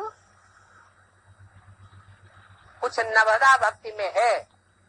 போக் வைப்பது இதற்கெல்லாம் முக்கியத்துவம் நவதா பக்தியில் உள்ளது. वहाँ भी ध्यान में जाते हैं, அங்கேயும் கூட उसकी தியானத்தில் भक्ति करते செல்கிறார்கள். हैं, उसके चित्र सामने आ जाते हैं। யாருக்கு பக்தி செய்கிறார்களோ அவர்களுடைய சித்திரம் முன்னால் வந்து விடுகிறது. இங்கே பாபா நவதா பக்தி என்று சொல்கிறார். அதாவது 9 விதமான பக்தி உள்ளது, அதை பற்றி தான் சொல்கிறார். ये कोई बड़ी बात नहीं है, இது ஒன்றும் பெரிய விஷயம் परंतु அல்ல. इससे फायदा कुछ भी नहीं है। ஆனால் இதனால் எந்த பலனும் இல்லை. ये तो पढ़ाई है, இது படிப்பு. बाप का बच्चा बना, फिर बाप से पढ़ना और दूसरों को पढ़ाना। தந்தையினுடைய குழந்தை ஆகிறார்கள், பிறகு தந்தையிடமிருந்து படிக்க வேண்டும், பிறகு மற்றவர்களுக்கும் படிப்பு கற்பிக்க வேண்டும். कोई को बुलाना नहीं है। யாரையும் கூப்பிடக்கூடாது. बाप तो कहते हैं தந்தை சொல்கிறார், तुम बड़ी दुकान खोलो, நீங்கள் பெரிய கடையை திறங்கள், म्यूजियम खोलो, மியூசியம் திறங்கள், आते ही तुम्हारे पास आवेंगे। பிறகு உங்களிடம் தானே வருவார்கள். कि घर घर में जाकर के बुला के आना है। அல்லது வீட்டிற்கு சென்று அவர்களை கூப்பிட்டு கொண்டு வர வேண்டுமா? है? என்ன क्या करना अच्छा? என்ன செய்வது நல்லது? दुकान खोलना अच्छा கடை திறப்பது நல்லதா? या घर घर में जाकर के दुकान दरवाजे दरवाजे पर खोंचा बेचना अच्छा? அல்லது வீட்டிற்கு சென்று ஒவ்வொரு வாசலிலும் போய் விற்பது நல்லதா? அதாவது பாபா இங்கே சொல்கிறார் போச்சா பேசினா, அதாவது ஒரு சில வியாபாரிகள் அப்படி இருப்பார்கள், கடை வைத்திருப்பார்கள். அனைத்து கஸ்டமர்களும் அங்கே வந்து என்ன தேவையோ வாங்கி கொண்டு செல்வார்கள். அதேபோல் ஒரு சில வியாபாரிகள் அப்படி இருப்பார்கள், அவர்களுக்கு கடை இருக்காது, ஆனால் அவர்களுடைய கையில் ஏதாவது எடுத்துக்கொண்டு அவர்களுக்கு என்னென்ன பொருள் விற்க வேண்டுமோ அதை எடுத்துக்கொண்டு செல்வார்கள். ஒவ்வொரு வீட்டிலும் வாசல் வாசலாக போய் விற்பார்கள். அதைத்தான் கோஷா பேச்சினா என்று சொல்கிறார். आते ही तुम्हारे पास आवेंगे। கடை வைத்தால் பிறகு தானாகவே உங்களிடம் வருவார்கள். बुलाने करने की तकलीफ भी नहीं होगी। யாரையும் கூப்பிட வேண்டும் என்ற கஷ்டமும் கூட இருக்காது. बुलाने करने की मेहनत इससे मोहब्बत साबित नहीं होती है। யாரையும் கூப்பிட்டு கொண்டு வருவது இதனால் அன்பு இருக்கிறது என்று நிரூபணம் ஆகாது. क्या என்ன बेसिक में क्या करते रहे? பேசிக்கில் என்ன செய்து கொண்டே இருந்தோம்? पर्चे छपाते रहे, அதாவது நோட்டீஸ் எல்லாம் பிரிண்ட் செய்து கொண்டே இருந்தோம், संदेश देते रहे, சந்தேஷ் கொடுத்து கொண்டே இருந்தோம், बुलाते रहे। கூப்பிட்டு கொண்டே இருந்தோம். अभी तुमको ஆனால் இப்பொழுது உங்களுக்கு बुलाने आदि की कोई को दरकार नहीं है। யாரையும் கூப்பிட வேண்டிய அவசியம் எதுவும் இல்லை. तुम दुकान खोल करके बैठ जाओ, நீங்கள் கடையை திறந்து அமர்ந்து கொள்ளுங்கள். पाठशाला खोलो, அதாவது இங்கே கடை என்றால் பாபா சொல்கிறார், கீதா பாடசாலையை திறந்து அங்கேயே இருங்கள். म्यूजियम खोलो, மியூசியம் जो திறந்து आवेंगे யார் வந்தாலும் वो சரி कहेंगे ये तो ज्ञान बहुत अच्छा है। அவர்கள் சொல்வார்கள், உங்களுடைய ஞானம் மிகவும் நன்றாக உள்ளது. ये ऐसा तो हमने कब सुना ही नहीं। இப்படிப்பட்ட விஷயங்கள் நாங்கள் இதற்கு முன்னால் கேட்கவே இல்லை. इसमें तो कैरेक्टर सुधरते हैं இதனால் கேரக்டர்ஸ் திருந்துகிறது. और कैरेक्टर्स में मुख्य बात है ही पवित्रता की। கேரக்டரில் முக்கியமான விஷயமே தூய்மைதான். इस पवित्रता की बात पर ही हंगामे होते हैं। இந்த தூய்மைக்கான விஷயத்தில் தான் பிரச்சனையே உள்ளது. और पवित्रता की बात न समझ पाने के कारण இந்த தூய்மையினுடைய விஷயத்தை புரிந்து கொள்ளாத காரணத்தினால் बहुत फेलियर्स भी होते हैं। நிறைய ஃபெயிலியரும் ஆகுகிறார்கள். तुम्हारी अवस्था ऐसी हो जानी है உங்களுடைய ஸ்டேஜ் அப்படி ஆக வேண்டும். इस दुनिया में होते हुए भी, அதாவது இந்த உலகத்திலே இருந்தாலும் கூட इस दुनिया को, इस दुनिया वालों को, दुनिया के पदार्थों को இந்த உலகம், இந்த உலகத்தில் இருக்கும் மக்கள் மற்றும் இந்த உலகத்தில் இருக்கக்கூடிய பொருட்கள் जैसे कि तुम देखते ही नहीं हो। அதை நீங்கள் பார்க்காததை போல் இருக்க வேண்டும். तुम्हारी बुद्धि का अटैचमेंट உங்களுடைய उनमें लगता ही नहीं है। உங்களுடைய புத்தியினுடைய அட்டாச்மெண்ட் அதில் போவதே இல்லை. आत्मा चली जाती है ஆத்மா अपने போய்விடுகிறது शांति धाम। தன்னுடைய சாந்தி தாமத்திற்கு. तो घर गृहस्थ में रहते हुए அப்பொழுது குடும்ப வாழ்க்கையில் இருந்து खाते கொண்டு पीते சாப்பிட்டு கொண்டு இருந்தாலும் சரி, குடித்து கொண்டு இருந்தாலும் சரி, तुम्हारी बुद्धि உங்களுடைய புத்தி उस तरफ होनी चाहिए। அந்த பக்கமாக இருக்க வேண்டும். इस तरफ எந்த பக்கம்? जैसे मरते हैं எப்படி இறந்து போகிறார்கள், तो क्या करते हैं? என்ன செய்கிறார்கள்? हैं? என்ன पहले முதலில் जब शमशान घाट की तरफ ले जाते हैं இறந்த பிறகு அந்த பிணத்தை எப்பொழுது சுடுகாட்டின் பக்கமாக எடுத்து செல்கிறார்களோ तो पांव होते हैं शमशान घाट की तरफ அப்பொழுது கால் சுடுகாட்டின் பக்கமாக இருக்கும். और बुद्धि होती है गांव की तरफ, புத்தி கிராமத்தின் सिर நோக்கி होता இருக்கும். है गांव की तरफ। அதாவது அந்த பிணத்தினுடைய தலை கிராமத்தை நோக்கி இருக்கும். ठीक गांव से बाहर निकले பிறகு கிராமத்தை விட்டு வெளியே வந்த பிறகு तो क्या करते हैं? பிறகு என்ன செய்கிறார்கள்? पलट देते हैं, அதை திருப்பி விடுகிறார்கள். पलट बाहर हो जाती है। திருப்பி விடுகிறார்கள். बुद्धि रूपी सर हो जाता है शमशान घाट की तरफ। அதாவது புத்தி ரூபமாகிய தலை சுடுகாட்டின் பக்கமாக இருக்கும். और पांव हो जाते हैं गांव की ओर। பிறகு கால் கிராமத்தை நோக்கி இருக்கும்.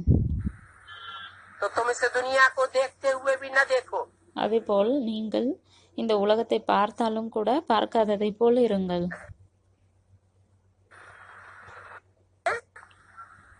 गांव की ओर।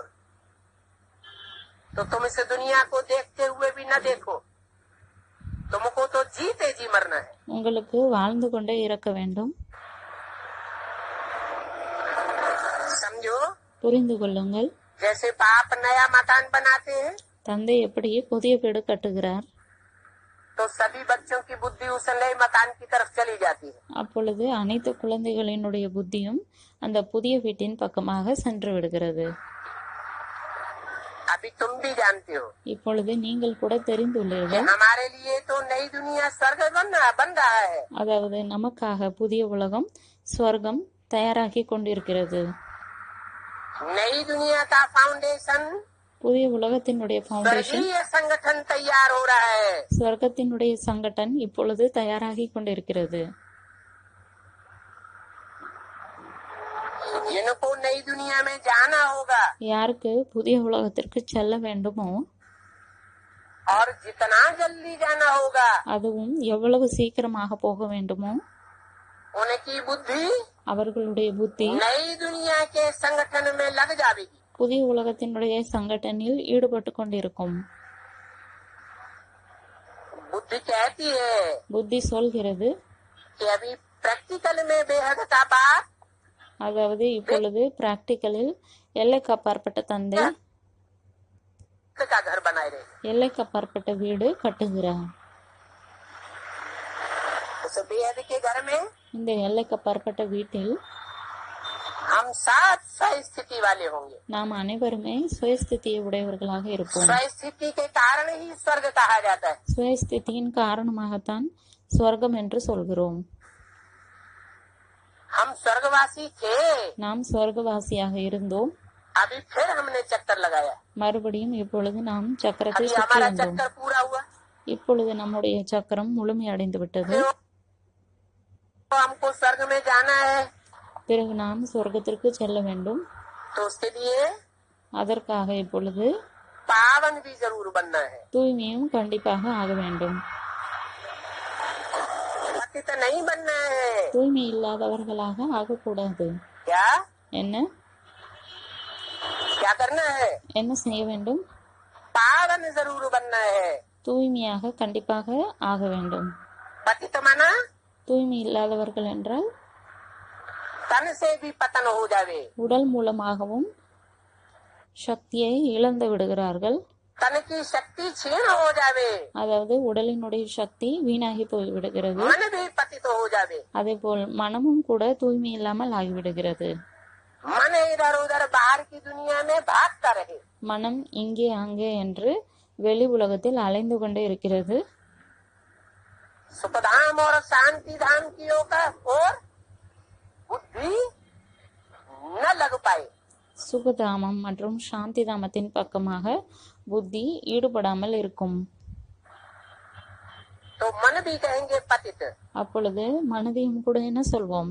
தூய்மை இல்லாமல் உள்ளது. जहाँ हमारा मन होगा எங்கே நம்முடைய மனம் உள்ளதோ वहाँ हमारा धन भी जरूर जाएगा। அங்கே நம்முடைய பணமும் கூட கண்டிப்பாக போகும்.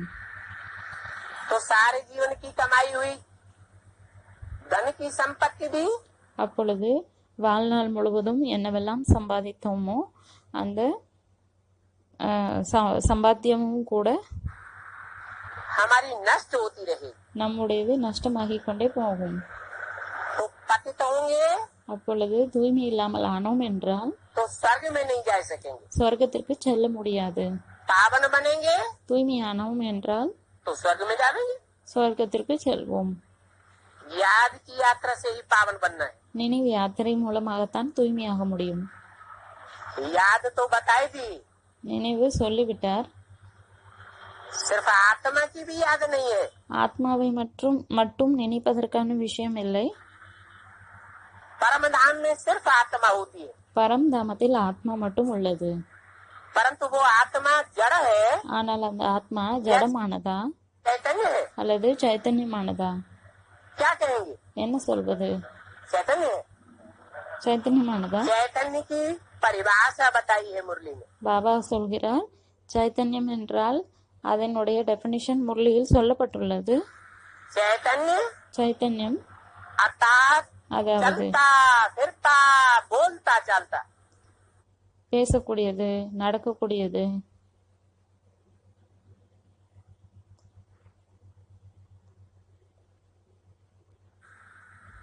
तो परमधाम में आत्मा चलती फिरती बोलती चालती होती है, அப்பொழுது பரம்தாமத்தில் ஆத்மா என்ன பேசக்கூடியதாக நடக்கக்கூடியதாக இருக்கிறதா या इस साकार सृष्टि में? அல்லது இந்த சாக்கார சிருஷ்டியில? साकार सृष्टि में होती है। சாக்கார சிருஷ்டியில் உள்ளது. तो तुम्हारी याद भी सिर्फ आत्मा की याद नहीं है, அப்பொழுது உங்களுடைய நினைவு கூட ஆத்மாவினுடைய நினைவு மட்டுமல்ல, आत्मा के साथ साथ ஆத்மாவுடன் क्या चाहिए என்ன வேண்டும்? है? अरे आत्मा शिव ज्योति बिंदु को ही याद करना है, அரே ஆத்மா சிவன் ஜோதி புள்ளியை மட்டும்தான் நினைவு செய்ய வேண்டுமா? वो भी तो आत्मा है ना। அதுவும் கூட ஆத்மா தானே? या उसको प्रैक्टिकल स्वरूप देना है? அல்லது அதற்கு பிராக்டிக்கல் ஸ்வரூபம் கொடுக்க வேண்டுமா? स्वरूप है அதனுடைய பிராக்டிக்கல் ஸ்வரூபம் என்னவென்றால் साकार शरीर। சாக்கார உடல். जिस साकार शरीर की मूर्तियाँ, அந்த சாக்கார உடலினுடைய மூர்த்தி, निराकारी स्टेज वाली नग्न मूर्तियाँ, நிராகார நிலையில் இருக்கக்கூடிய நிர்வாண ரூபத்தில் இருக்கக்கூடிய மூர்த்திகள், சிலைகள் दुनिया के हर कोने में खुदाइयों में मिली है। உலகத்தில் இருக்கக்கூடிய ஒவ்வொரு மூலையிலும் எங்கெல்லாம் அகழ்வாராய்ச்சி செய்தார்களோ அங்கெல்லாம் கிடைத்துள்ளது. तो दुनिया के हर कोने में खुदाइयों में मिली है,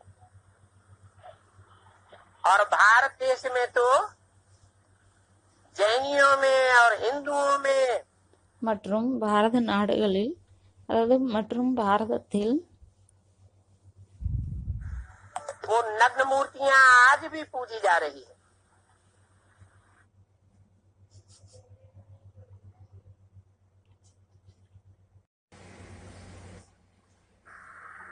और भारत देश में तो மற்றும் பாரத நாட்டில் जैनियों में और हिंदुओं में वो नग्न मूर्तियां आज भी पूजी जा रही है। ஜெயினிகள் மற்றும் இந்துக்களில் அந்த நிர்வாண ரூபத்தில் இருக்கக்கூடிய மூர்த்திகள் இன்றும் கூட பூஜிக்கப்படுகிறது. इस याद की यात्रा में ही माया तुमको वायलोरा डालती है। இந்த நினைவு யாத்திரையில் தான் மாயா உங்களை தொந்தரவு செய்கிறது.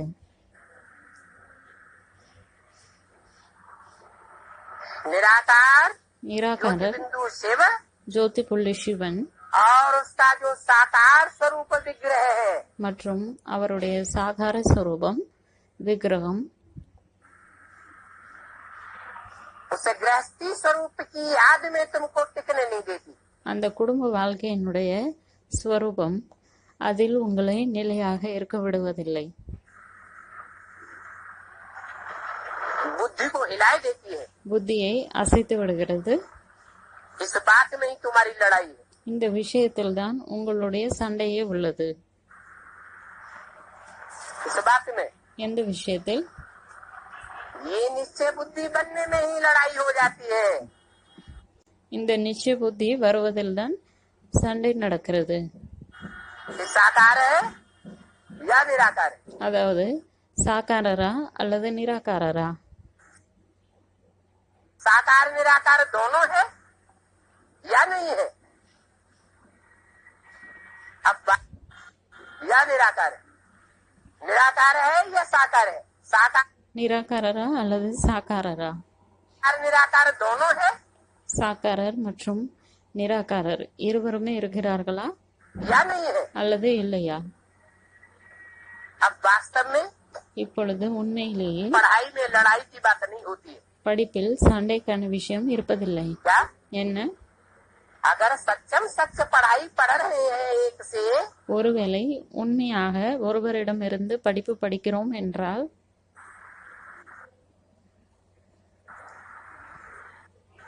क्या अगर सच्चम सच पढ़ाई पढ़ रहे हैं एक से, तो उसमें लड़ाई नहीं होगी।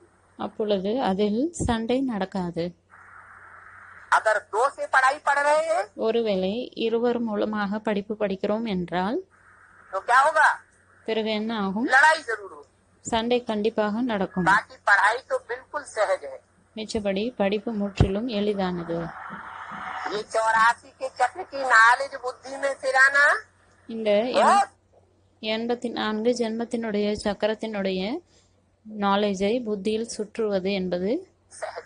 மிகவும் எளிதான விஷயம். बाकी अपन को आत्मा समझ बाप को याद करो। மிச்சபடி தன்னை ஆத்மா என்று புரிந்து கொண்டு தந்தையை நினைவு செய்யுங்கள். இந்த விஷயத்தில் தான் முயற்சி உழைப்பு உள்ளது. को भूलने से இந்த விஷயத்தை மறப்பதனால் विकर्म बन जाते हैं। விகர்மம் ஆகிவிடுகிறது. बाप कहते हैं தந்தை சொல்கிறார், ये याद की यात्रा मत भूलो। இந்த நினைவு யாத்திரையை மறக்காதீர்கள். कम से कम குறைந்தபட்சம் इतना याद जरूर करो। எவ்வளவு நினைவு கண்டிப்பாக செய்ய வேண்டும்? என்ன?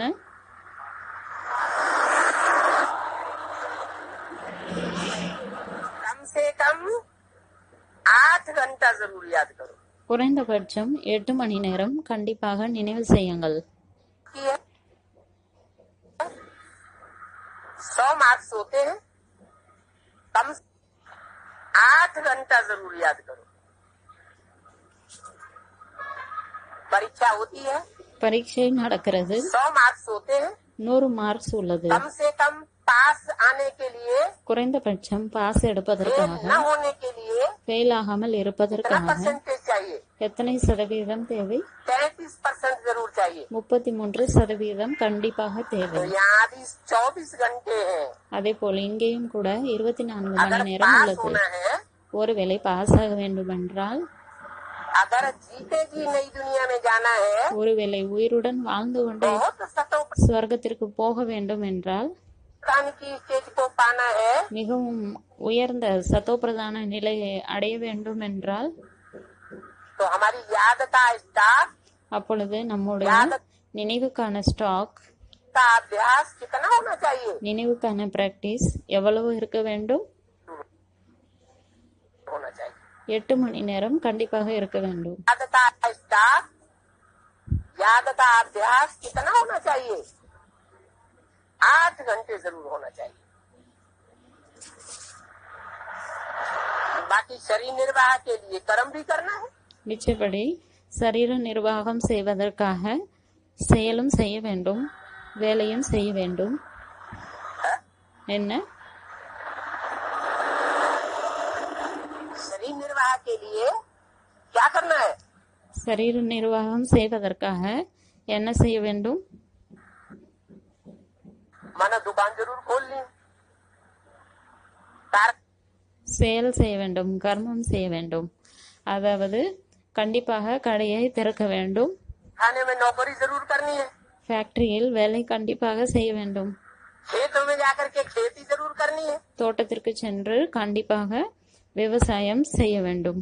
नहीं तो शरीर निर्वाह कैसे होगा? இல்லை என்றால் சரீர நிர்வாகம் எப்படி நடக்கும்? होगा क्या? நடக்குமா என்ன? हाँ? என்ன हो, पक्का पक्का नहीं बोलते, होगा या नहीं होगा?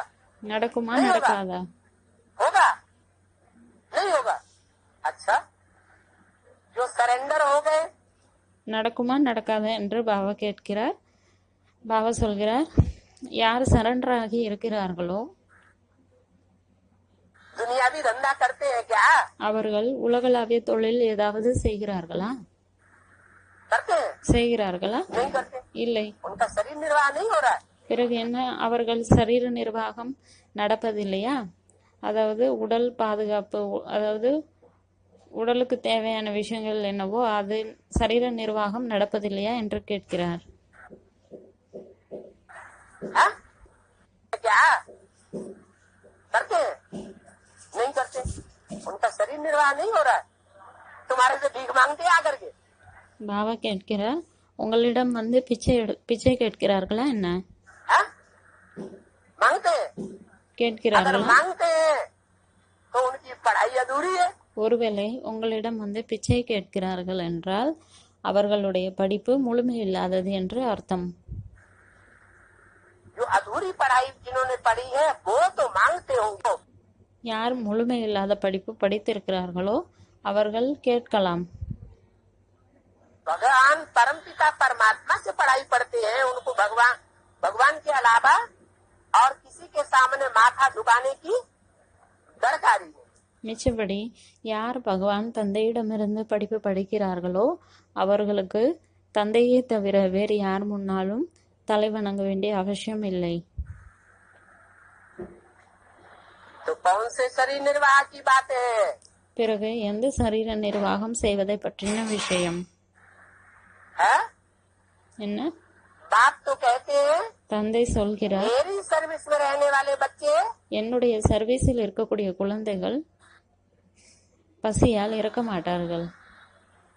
तो वो शरीर निर्वाह नहीं होता है क्या? பிறகு சரீர நிர்வாகம் நடக்காதா என்ன? हाँ, इतना जरूर है। ஆமாம், கண்டிப்பாக இது உள்ளது. क्या? என்ன?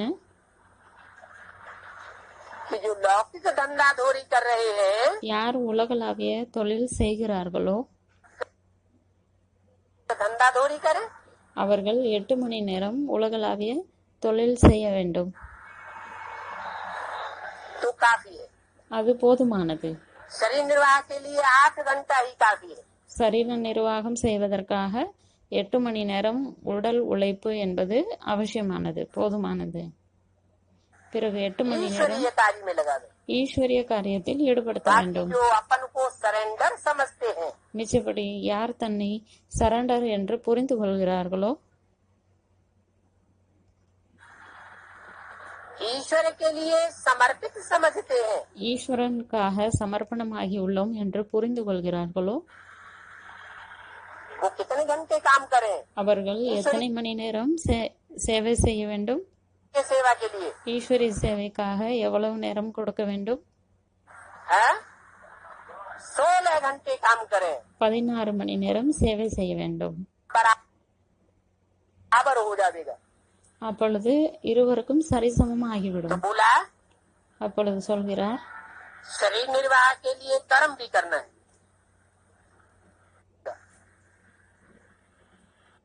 है 16 घंटे काम करें तो दोनों का बराबर हो जाएगा। तो बोला शरीर निर्वाह के लिए कर्म भी करना है। அப்பொழுது சொல்கிறார், உடல் நிர்வாகம் செய்வதற்காக கர்மம் செயலும் செய்ய வேண்டும். नींद भी जरूर करनी है। தூங்கவும் கண்டிப்பாக தூங்கவும் செய்ய வேண்டும், தூங்க வேண்டும். तो कोई कहे कि क्या हम तो 24 घंटे लगावेंगे? இப்பொழுது யாராவது சொல்கிறார்கள், நாங்கள் 24 மணி நேரம் ஈடுபடுத்துவோம் என்று. नहीं, இல்லை, तमो प्रधान दुनिया है, இது தமோ பிரதான तो உலகம். उसके 5 तत्व भी कैसे हैं? அப்பொழுது அதனுடைய 5 தத்துவமும் எப்படி உள்ளது? है? तमो प्रधान तत्व है, தமோ பிரதான தத்துவம், तमो प्रधान शरीर है। தமோ பிரதான உடல். तमो प्रधान शरीर के 5 तत्वों को தமோ பிரதான உடலினுடைய 5 தத்துவங்களுக்கும் काम की भी जरूरत है। ரெஸ்ட் எடுக்க வேண்டிய அவசியமும் உள்ளது. तो कम से कम அப்பொழுது குறைந்தபட்சம் कितना घंटा नींद का होना चाहिए? எவ்வளவு நேரம் தூங்க வேண்டும்? है? என்ன? 8 घंटे नहीं, 8 மணி நேரம் 4 இல்லை, घंटे। 4 மணி நேரம். सॉलिड नींद अगर हो जाए ஒருவேளை 4 மணி நேரம் சாலிடான தூக்கம் வந்துவிட்டால் तो और ज्यादा नींद करने की दरकार नहीं रहती। பிறகு இன்னும் அதிகமாக தூங்க வேண்டிய அவசியம் இருப்பதில்லை. मार्ग है तो और ज्यादा नींद करने की दरकार नहीं रहती। तुम्हारा सहज मार्ग है। உங்களுடையது சகஜமான மார்க்கம், வழி. अगर कहीं नींद न करो ஒருவேளை தூங்கவில்லை என்றால் तो उसको कहेंगे हठयोग। பிறகு அதை என்ன சொல்வோம்? ஹட்டயோகம். ऐसे हठयोगी तो दुनिया में बहुत हैं। அப்படிப்பட்ட ஹட்டயோகிகள், அதாவது வலுக்கட்டாயமாக தன்னுடைய உடலை கண்ட்ரோல் செய்பவர்கள் உலகத்தில் அதிகமாக இருக்கிறார்கள். बाप कहते हैं தந்தை சொல்கிறார், उन हठयोगियों की तरफ कुछ भी नहीं देखो। அந்த ஹட்டயோகிகளின் பக்கமாக எதையுமே பார்க்காதீர்கள். इसमें कुछ भी फायदा नहीं है। இதில் எதுவுமே பிரயோஜனம் इतना இல்லை. हठयोग सिखलाते हैं। எவ்வளவு ஹட்டயோகம் சொல்லிக் கொடுக்கிறார்கள். ये सभी है मनुष्यों की मत। இது எல்லாமே மனிதர்களின் வழி. नहीं तो बाप कहते हैं இல்லை என்றால் தந்தை சொல்கிறார், कि 9-10 बजे से लेकर के 12-1 बजे तक का टाइम 9-10 மணி நேரத்தில் இருந்து 12 மணி நேரம் 1 மணி வரை बहुत तमो प्रधान होता है। அந்த நேரம் மிகவும் தமோ பிரதானமான நேரம். उसमें क्या करना चाहिए? அதில் என்ன செய்ய வேண்டும்? नींद ही करनी चाहिए। தூங்கத்தான் வேண்டும். बहुत होते हैं அதிகப்படியாக अरे அப்படி हम ईश्वरीय இருக்கிறார்கள். सेवा में लगे हुए हैं, அப்படியும் அதிகப்படியாக இருக்கிறார்கள். அதாவது நாம் ஈஸ்வரிய சேவையில் ஈடுபட்டு கொண்டிருக்கிறோம். रात भर काम करेंगे। இரவு முழுவதும் வேலை செய்வோம். तो जो रात भर काम करेंगे அப்பொழுது இரவு முழுவதும் வேலை செய்தால் अपनी आत्मा किस स्टेज में जावेगी? பிறகு நம்முடைய ஆத்மா எப்படிப்பட்ட நிலையை நோக்கி போகும்? तो तामसी स्टेज की तरफ चली जावेगी। பிறகு ஆத்மா தாமசி நிலையை நோக்கி போகும்.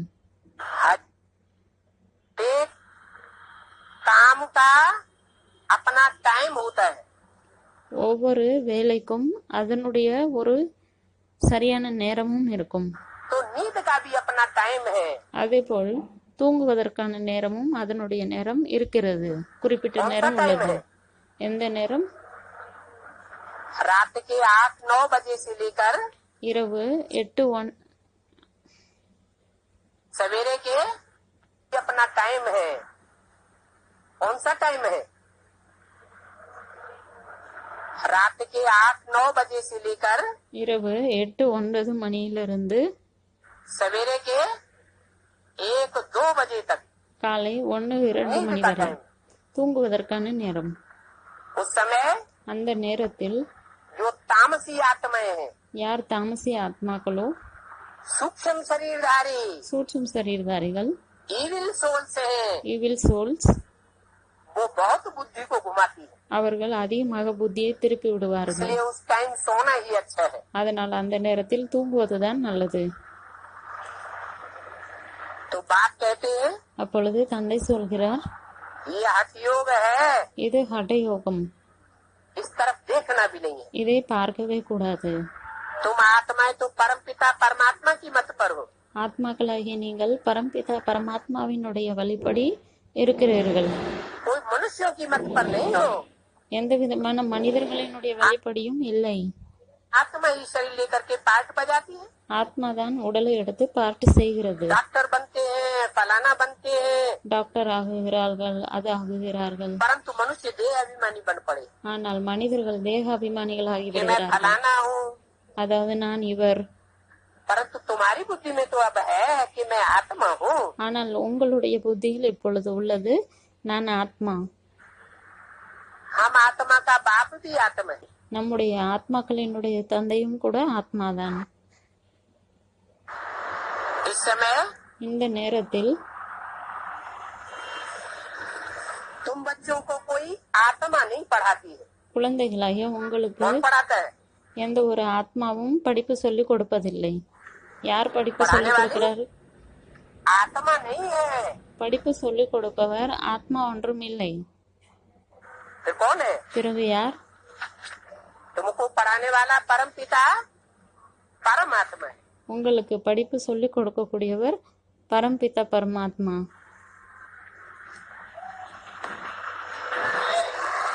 14 जुलाई 1968 की वाणी का 30 पेज। इसलिए गायन भी है। அதனால் மகிமை கூட உள்ளது. अभी का ही गायन है। இப்பொழுது இருக்கக்கூடியதனுடைய कि மகிமை தான். आत्माएं परमात्मा अलग रहे बहुकाल। அதாவது ஆத்மாக்கள் பரமாத்மாக்கள் நீண்ட காலமாக தனியாக பிரிந்திருந்தார்கள்.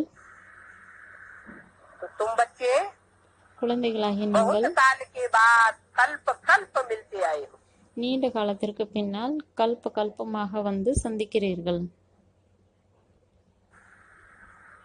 बाकी जो भी सारी दुनिया है மிச்சபடி முழு உலகம் என்னவெல்லாம் உள்ளதோ वो तो सभी देह अभिमान में आकर के पढ़ते हैं। அவர்கள் அனைவருமே தேக அபிமானத்தில் வந்து படிக்கிறார்கள். देह समझ करके ही पढ़ाते हैं।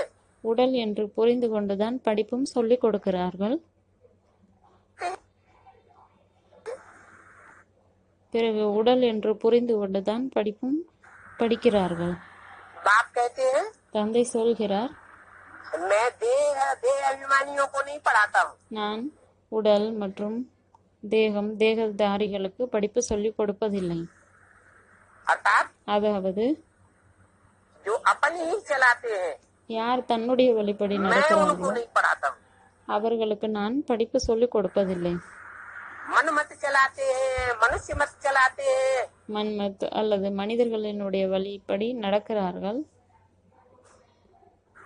मैं उनको नहीं पढ़ाता हूँ। நான் किसको पढ़ाता हूँ? நான் அவர்களுக்கு படிப்பு சொல்லிக் கொடுப்பதில்லை. யாருக்கு படிப்பு சொல்லிக் கொடுக்கிறேன்? मैं आत्माओं को पढ़ाता हूँ। நான் ஆத்மாக்களுக்கு படிப்பு சொல்லிக் கொடுக்கிறேன். ये जज बनना, बैरिस्टर आदि बनना, ये भी आत्मा बनती है। ஜட்ஜ் ஆவது,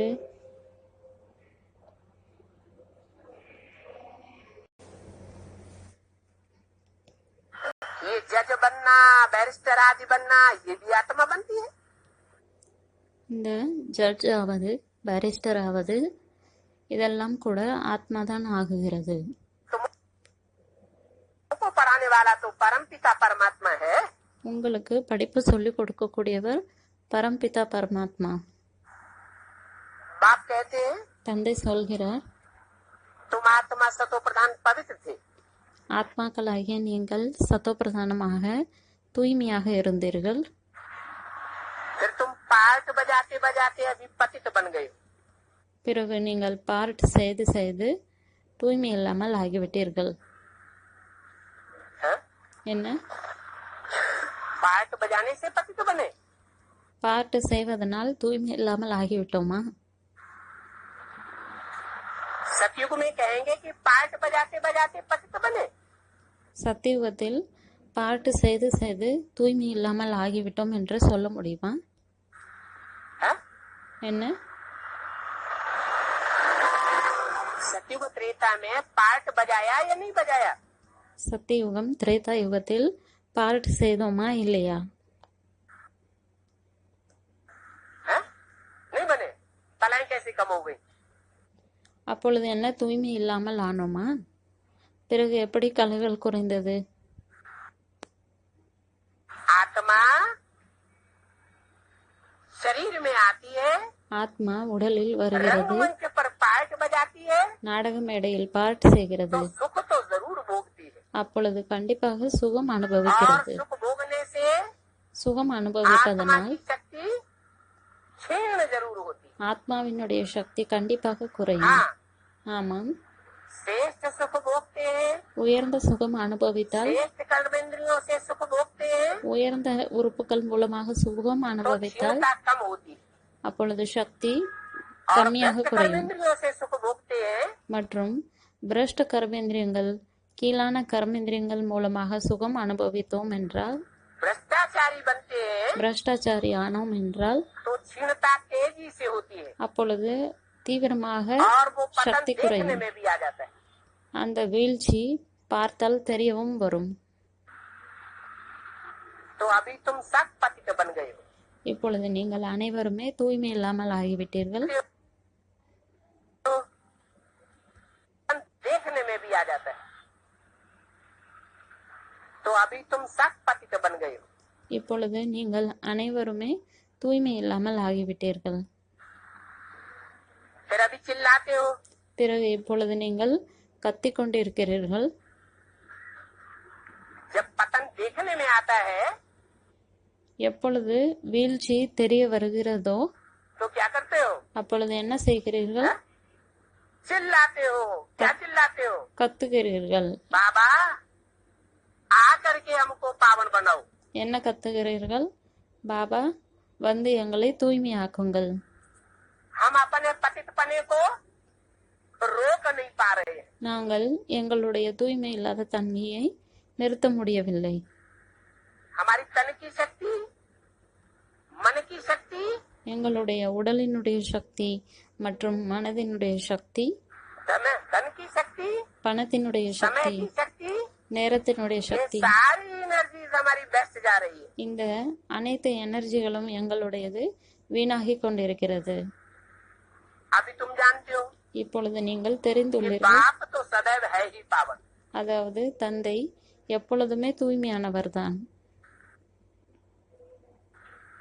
वो அவர் एवर प्योर है எவர் பியோர் और ये बात दुनिया में कोई की बुद्धि में नहीं। மற்றும் இந்த விஷயம் உலகத்தில் யாருடைய புத்தியிலும் இல்லை. जब सुने तो फिर धारणा भी हो। கேட்கும் பொழுதுதான் தாரணையும் ஆகும். तुम बच्चों को धारणा होती है குழந்தைகளாகிய உங்களுக்கு தாரணை ஆகுகிறது. तो तुम அதாவது நீங்கள் தாரணை செய்கிறீர்கள், देवता बन जाते हो பிறகு நீங்கள் தேவதை और ஆகிவிடுகிறீர்கள். कोई की बुद्धि में बैठेगा ही नहीं। மற்றவர்கள் புத்தியில் இந்த விஷயம் பதிவதில்லை. ये तो नई बात है, இது புதிய விஷயம். इसलिए बुद्धि में नहीं बैठती है। இது அவர்கள் புத்தியில் பதிவதில்லை. है? ये तो नई बात है, इसलिए बुद्धि में नहीं बैठती। तुमने भी ये ज्ञान है, இது புதிய விஷயம், அதனால் அவர்கள் புத்தியில் பதிவதில்லை. और वो तो सारी भक्ति है।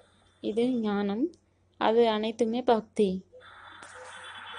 तुमने भी 63 जन्म भक्ति की, நீங்களும் கூட 63 ஜென்மங்களில் பக்தி செய்தீர்கள். तो भक्ति करते करते तुम देहाभिमानी बन जाते हो। பிறகு பக்தி செய்து செய்து நீங்கள் தேக அபிமானிகளாக ஆகிவிட்டீர்கள். अभी बाप कहते हैं இப்பொழுது தந்தை சொல்கிறார், बच्चे आत्माभिमानी बनो। குழந்தைகளே இப்பொழுது ஆத்ம அபிமானி ஆகுங்கள். आत्मा समझो। தன்னை ஆத்மா என்று புரிந்து हम கொள்ளுங்கள். आत्माओं को ஆத்மாக்களாகிய நமக்கு बाप पढ़ाते हैं। தந்தை கற்பிக்கிறார். कौन बाप எந்த தந்தை? है? ज्योति बिंदु शिव बाप। ஜோதி புள்ளி ஷோபாப். आप पवित्र है। ज्योति बिंदु शिव बाप जो सदा पवित्र है। அவர் எப்பொழுதுமே தூய்மையானவர். एवर प्योर कहा जाता है। எவர் பியூர் என்று சொல்லப்படுகிறார். आने वाली है जो सदा पवित्र है।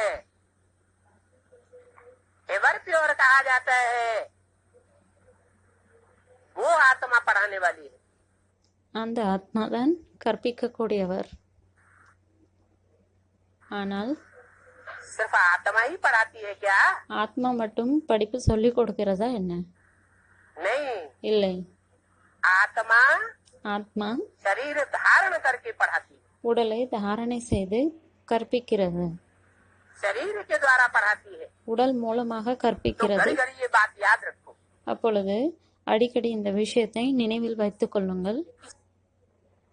समय जबकि आत्मा का बाप परम पिता परमात्मा पढ़ाते हैं, இந்த சமயத்தில் ஆத்மாக்களினுடைய தந்தை பரம்பிதா பரமாத்மா கற்பிக்கிறார். बाकी सारे ड्रामा में कब पार्टी नहीं है। மிச்சபடி முழு நாடகத்திலும் எப்பொழுதுமே பார்ட்டு கிடையாது, सिवाय संगम युग के। இந்த சங்கம் யுகத்தை தவிர और कोई टाइम ऐसा नहीं है வேறு எந்த நேரமும் அப்படி இல்லை. जहाँ बाप आकर के पढ़ाता हो। அங்கே தந்தை வந்து படிப்பு ये சொல்லிக் बाप கொடுப்பதை बार போல. बार फिर भी कहते हैं, அதனால்தான் தந்தை அடிக்கடி திரும்பவும் சொல்கிறார், मीठे मीठे बच्चों இனிமேலும் இனிமையான अपन को குழந்தைகளே, आत्मा निश्चय करो। தன்னை ஆத்மா என்று நிச்சயிங்கள். ये बड़ी ऊंची यात्रा है। இது மிகவும் உயர்ந்த யாத்திரை. जो चढ़े யார் ஏறுகிறார்களோ तो चाखे बैकुंठ रस, அவர்கள் வைகுண்ட ரசத்தை எடுத்துக்கொள்வார்கள். नहीं तो இல்லை என்றால், अगर गिरते रहते हैं, ஒருவேளை கீழே விழுந்து கொண்டே இருந்தார்கள் என்றால், पतित होते रहते हैं, தூய்மை இல்லாமல் ஆகிக் கொண்டே இருந்தார்கள் என்றால், तो कहेंगे विकारी बन गए। பிறகு சொல்லலாம் விகாரி ஆகிவிட்டார்கள். वी माने வி என்றால் विपरीत, விபரீதமான, कार माने कार्य, கார் என்றால் காரியம், செயல். पतित बनने का विपरीत कार्य कर लिया। தூய்மை இல்லாமல் ஆவதற்கான விபரீதமான காரியம் செய்துவிட்டார்கள். से कार माने कार्य, पतित बनने का विपरीत कार्य कर लिया। विकारी बनने से तुम एकदम चकनाचूर हो जाते। விகாரி ஆவதனால் நீங்கள் ஒரே அடியாக கீழே விழுந்து விடுகிறீர்கள். फिर भी இருந்தாலும் கூட पुरुषार्थ तो किया ना, புருஷார்த்தம் செய்தீர்கள் தானே? क्या என்ன? पवित्र बनने के लिए தூய்மை ஆவதற்காக पुरुषार्थ तो किया ना, புருஷார்த்தம் तो செய்தீர்கள் स्वर्ग தானே? में तो आ जाएंगे, அப்பொழுது சொர்க்கத்திற்கு வந்து परंतु விடுவீர்கள் தான். पद बहुत कम हो जाएगा, ஆனால் பதவி மிகவும் குறைந்துவிடும். क्योंकि तुम जानते हो ஏனென்றால் நீங்கள் ये தெரிந்துள்ளீர்கள், राजधानी स्थापन हो रही है, அதாவது ராஜதானி ஸ்தாபனையாகி கொண்டுள்ளது.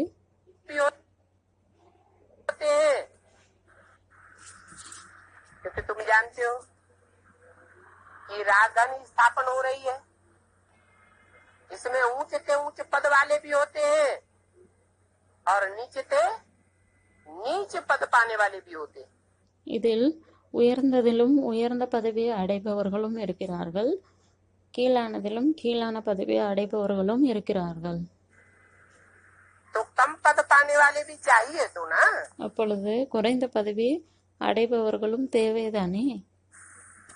उनकी संख्या ज्यादा होगी या அவர்களினுடைய थोड़ी होगी, அவர்களினுடைய எண்ணிக்கை குறைவாக இருக்குமா அல்லது அதிகமாக இருக்குமா? है? कम पद पाने वालों की संख्या ज्यादा होगी குறைந்த பதவி அடைபவர்களின் எண்ணிக்கை அதிகமாக இருக்குமா या उच्च पद पाने वालों की संख्या ज्यादा होगी? அல்லது உயர்ந்த பதவி அடைபவர்களின் எண்ணிக்கை அதிகமாக இருக்குமா? कम पद पाने वालों की संख्या बहुत होगी, குறைந்த பதவி அடைபவர்களின் எண்ணிக்கை மிக அதிகமாக இருக்கும். चलते या उच्च पद पाने वालों की संख्या ज्यादा होगी, कम पद पाने वालों की संख्या बहुत होगी, सभी थोड़े ज्ञान में उछलते. அனைவருமே ஞானத்தில் பறக்க முடியுமா என்ன? तो बाबा को बहुत बच्चियां मिलनी चाहिए, பிறகு பாபாவிற்கு நிறைய குழந்தைகள் கிடைக்க வேண்டும். भी है तो थोड़े टाइम के लिए मिलती है. ஒருவேளை கிடைத்தாலும் கூட கொஞ்ச நேரம்தான் கிடைக்கிறார்கள். वास्तव में உண்மையிலேயே तुम फीमेल नौकरी के बंधन से मुक्त हो, ஃபீமேல் பெண் குழந்தைகளாகிய நீங்கள் வேலை செய்வது, தொழில் செய்வதிலிருந்து விடுபட்டு இருக்கிறீர்கள். मेल्स को नौकरी करके बच्चों की पालना करनी है, ஆண்களுக்கு வேலை செய்து குழந்தைகளுக்கு பாலனை செய்ய வேண்டும்.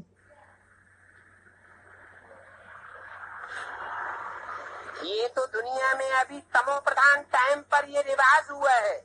இது உலகத்தில் தமோபிரதான நேரத்தில் இந்த பழக்கம் உள்ளது. जो फीमेल्स भी नौकरी करती है, அதாவது பெண்களும் கூட வேலை செய்கிறார்கள். तुम बच्चों को तो फुर्सत है, குழந்தைகளாகிய உங்களுக்கு நேரம் இருக்கிறது. 8 घंटा नौकरी पुरुषों को करनी है, 8 மணி நேரம் ஆண்களுக்கு வேலை செய்ய வேண்டும்.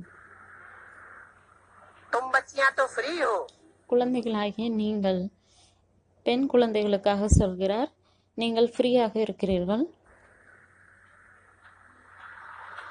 इसलिए அதனால் वंदे मातरम गाया हुआ है. வந்தே மாதரம் என்று மகிமை பாடப்பட்டுள்ளது. जगदम्बा का कितना बड़ा मेला लगता है, ஜெகதம்பாவிற்கு எவ்வளவு பெரிய மேளா நடக்கிறது. क्योंकि बहुत सर्विस की है, ஏனென்றால் மிக அதிகமாக சர்வீஸ் बहुत செய்துள்ளார். सर्विस करते हैं वो बड़ा राजा बनते हैं. யார் மிக அதிகமான சர்வீஸ் செய்கிறார்களோ அவர்கள் பெரிய ராஜா ஆகுகிறார்கள். दिलवाड़ा मंदिर में तुम्हारा ही क्या यादगार है, தில்வாடா கோவில் உங்களுடைய நினைவார்த்தம்தான். तो तुम बच्चों को बहुत टाइम निकालना है. அப்பொழுது குழந்தைகளாகிய உங்களுக்கு மிகவும் அதிகமான நேரம் எடுத்துக்கொள்ள வேண்டும், நேரம் ஒதுக்க வேண்டும். तुमको क्या करना है, உங்களுக்கு என்ன செய்ய வேண்டும்? रोटी पकाई और पुरुषार्थ किया, ரோட்டி செய்த பிறகு புருஷார்த்தம் செய்ய வேண்டும். बाकी तो और कुछ नहीं. மிச்சபடி வேறு எதுவுமே இல்லை. वो भी அதுவும் கூட शुद्ध भोजन याद में बैठ करके बनाना चाहिए. சுத்தமான சாப்பாடு நினைவில் இருந்து செய்ய வேண்டும். जो किसको खिलावे तो खाते ही उनका हृदय शुद्ध हो जाए. அந்த சாப்பாடை யாருக்கும் கொடுத்தாலும் அதை சாப்பிட்டவுடனே அவர்களினுடைய இருதயம் தூய்மையாகிவிட வேண்டும். परंतु ऐसी बच्चियां बहुत थोड़ी हैं। ஆனால் அப்படிப்பட்ட குழந்தைகள் மிகவும் குறைவாக இருக்கிறார்கள். ऐसे खाने वाले भी बहुत थोड़े हैं। அப்படி சாப்பிடக்கூடியவர்களும் மிகவும் குறைவானவர்கள் தான் இருக்கிறார்கள். जिनको ऐसा शुद्ध भोजन मिलता हो। அதாவது இப்படிப்பட்ட தூய்மையான சாப்பாடு கிடைக்கும் என்றால் அதுவும் மிகவும் குறைந்தவர்களுக்கு தான் கிடைக்கிறது. अपन से पूछो தன்னிடம் கேளுங்கள், कि हम शिव बाबा की याद में रह करके भोजन बनाते हैं। அதாவது நாம் சிவ பாபாவினுடைய நினைவிலிருந்து சமையல் செய்கிறோமா? जो खाने से ही उनका हृदय पिघल जाते। அதாவது இதை சாப்பிட்ட உடனே அவர்களினுடைய இதயம் உருகிவிட வேண்டும். नहीं तो देखो இல்லை என்றால் பாருங்கள், घड़ी याद भूल जाते हैं। அடிக்கடி நினைவு மறந்து விடுகிறது. बाबा कहते हैं भूलेंगे பாபா சொல்கிறார், क्योंकि तुम अभी 16 तला तो बने नहीं हो। மறப்பீர்கள் தான், ஏனென்றால் இப்பொழுது நீங்கள் 16 கலை நிறைந்தவர்களாக ஆகவில்லை. हाँ, संपूर्ण बनना जरूर है। ஆமாம், கண்டிப்பாக முழுமையாகித்தான் தீர வேண்டும். होता है तुम अभी 16 तला तो बने नहीं हो। हाँ, संपूर्ण बनना जरूर है। जब पूर्णमासी का दिन होता है, எப்பொழுது பௌர்ணமி வருகிறதோ तो चंद्रमा कितना तेज हो जाता है। அப்பொழுது சந்திரன் எவ்வளவு பிரகாசமாக இருக்கிறது. कब होगी पूर्णमासी? எப்பொழுது பௌர்ணமி வரும்? कब होगा चंद्रमा तेज? எப்பொழுது சந்திரன் பிரகாசமாக இருக்கும்? अभी तो नाम रखा है, ब्रह्मा को बाबा बेबी कहते हैं। இப்பொழுது பெயர் வைக்கப்பட்டுள்ளது. பிரம்மாவை பாபா பேபி என்று சொல்கிறார். तो तेज बुद्धि हुआ या नाबालिग बुद्धि हुआ? அப்பொழுது அவருடைய புத்தி கூர்மையானதா அல்லது குழந்தை போல் இருக்கிறதா? पूर्णमासी के दिन चंद्रमा बहुत तेज हो जाता है। பௌர்ணமி அன்று சந்திரன் பிரகாசமாக இருக்கும். फिर कम होते होते जा करके अंत में लीक रह जाती है। பிறகு இது குறைந்து குறைந்து கொண்டே போகும். ஒரு கோடு அளவு மட்டும்தான் சந்திரன் இருக்கும். अभी देखो घोर अंधेरा हो गया। இப்பொழுது பாருங்கள், காரிருள் ஆகிவிட்டது. कि घोर सोजरा भी होना है। अभी देखो घोर अंधेरा हो गया। तो तुम जानते हो कि घोर सोजरा भी होना है। பிறகு நீங்கள் தெரிந்துள்ளீர்கள், முழுமையான வெளிச்சமும் வரும். अभी ये विकार आदि छोड़ करके बाप को याद करो। இப்பொழுது இந்த விகாரங்கள் அனைத்தையும் விட்டுவிட்டு தந்தையை நினைவு செய்யுங்கள். तो तुम्हारी आत्मा संपूर्ण बन जाएगी। அப்பொழுது உங்களுடைய ஆத்மா முழுமையாகிவிடும். कि अभी तुम्हारी राजधानी स्थापन हो रही है, तो करो तो तुम्हारी आत्मा संपूर्ण बन जाएगी।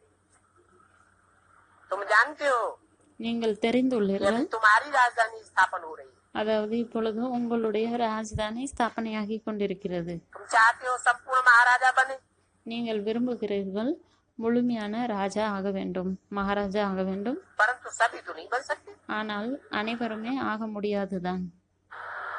पुरुषार्थ भी सबको करना है। அனைவருக்கும் புருஷார்த்தமும் செய்ய வேண்டும். बाकी ये तो जानते हैं மிச்சப்படி நீங்கள் இதை தெரிந்துள்ளீர்கள், सभी राजाएं सभी लक्ष्मी नारायण तो नहीं बनेंगे।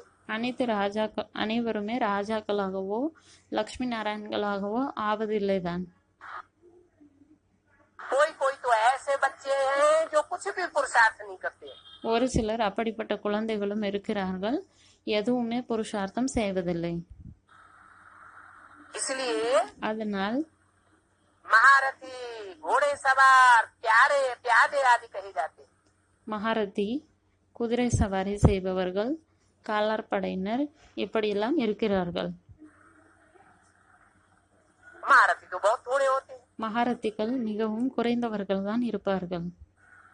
और प्रजा अथवा लश्कर कितना ढेर का ढेर होता है. பிறகு பிரஜைகள், அதாவது சேனிகர்கள் எவ்வளவு நிறைய இருக்கிறார்கள். फिर जितनी प्रजा होती है பிறகு எவ்வளவு பிரஜைகள் இருக்கிறதோ उतने कमांडर அந்த அளவுக்கு या கமாண்டர்ஸ், मेजर थोड़े ही होंगे. மேஜர் இருப்பார்களா என்ன? क्या उतने कमांडर या मेजर थोड़े ही होंगे. कैप्टन भी होते हैं. கேப்டனும் இருக்கிறார்கள்.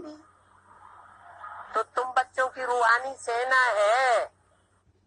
காலாட்படையினரும் இருக்கிறார்கள். அப்பொழுது குழந்தைகளாகிய உங்களுடையது ஆன்மீக சேனை. सारा मदारियात की यात्रा पर அனைத்துமே நினைவினுடைய அடிப்படையில் தான் இருக்கிறது. इस याद की यात्रा से तुमको बल मिलेगा. இந்த நினைவு யாத்திரை மூலமாக உங்களுக்கு பலம் கிடைக்கும்.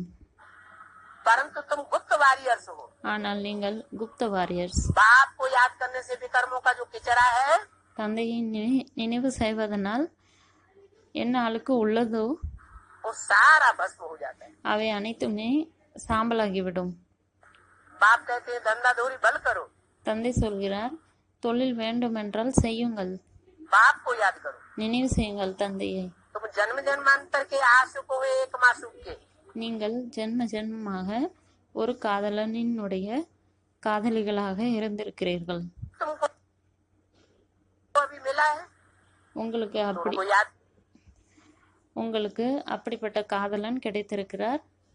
அவரை நினைவு செய்ய வேண்டும். करना चाहिए. आगे भी तो याद करते थे ना. முன்னாலும் கூட நினைவு செய்தீர்கள் தானே. परंतु ஆனால் उस समय तुम्हारे विकर्म विनाश नहीं होते थे. அந்த சமயத்தில் உங்களுடைய விகர்மங்கள் விநாசமாகாமல் இருந்தது.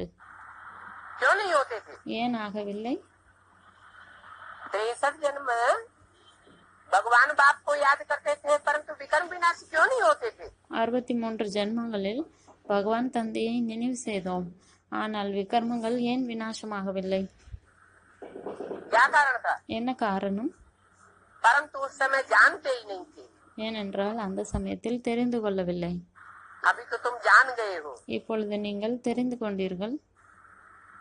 बाबा को जान करके पहचान करके याद करने से பாபாவை தெரிந்து கொண்டு அறிந்து கொண்டு அவரை நினைவு செய்வதனால் तुम्हारे विकर्म विनाश होंगे. உங்களுடைய விகர்மங்கள் बाबा ने விநாசமாகும். बताया है, பாபா சொல்கிறார், तुमको यहाँ तमोप्रधान से सतोप्रधान बनना है. இங்கே உங்களுக்கு தமோ பிரதானத்திலிருந்து சத்தோ பிரதானம் ஆக வேண்டும்.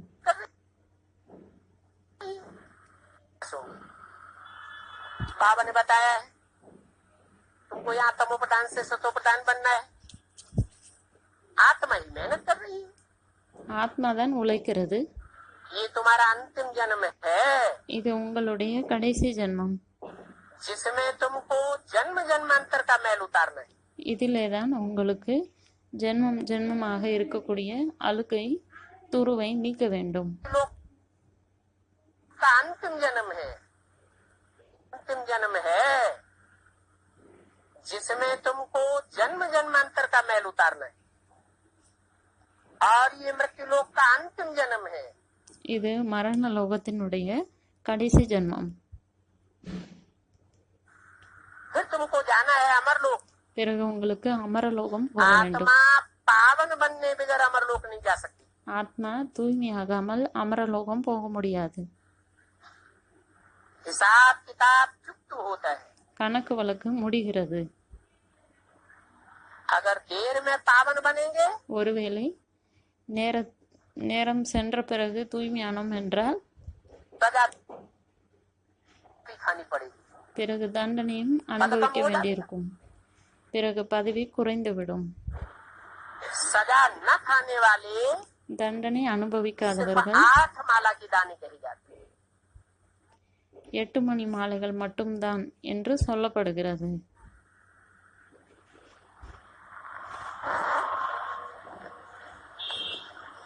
शांति। ஓம் சாந்தி.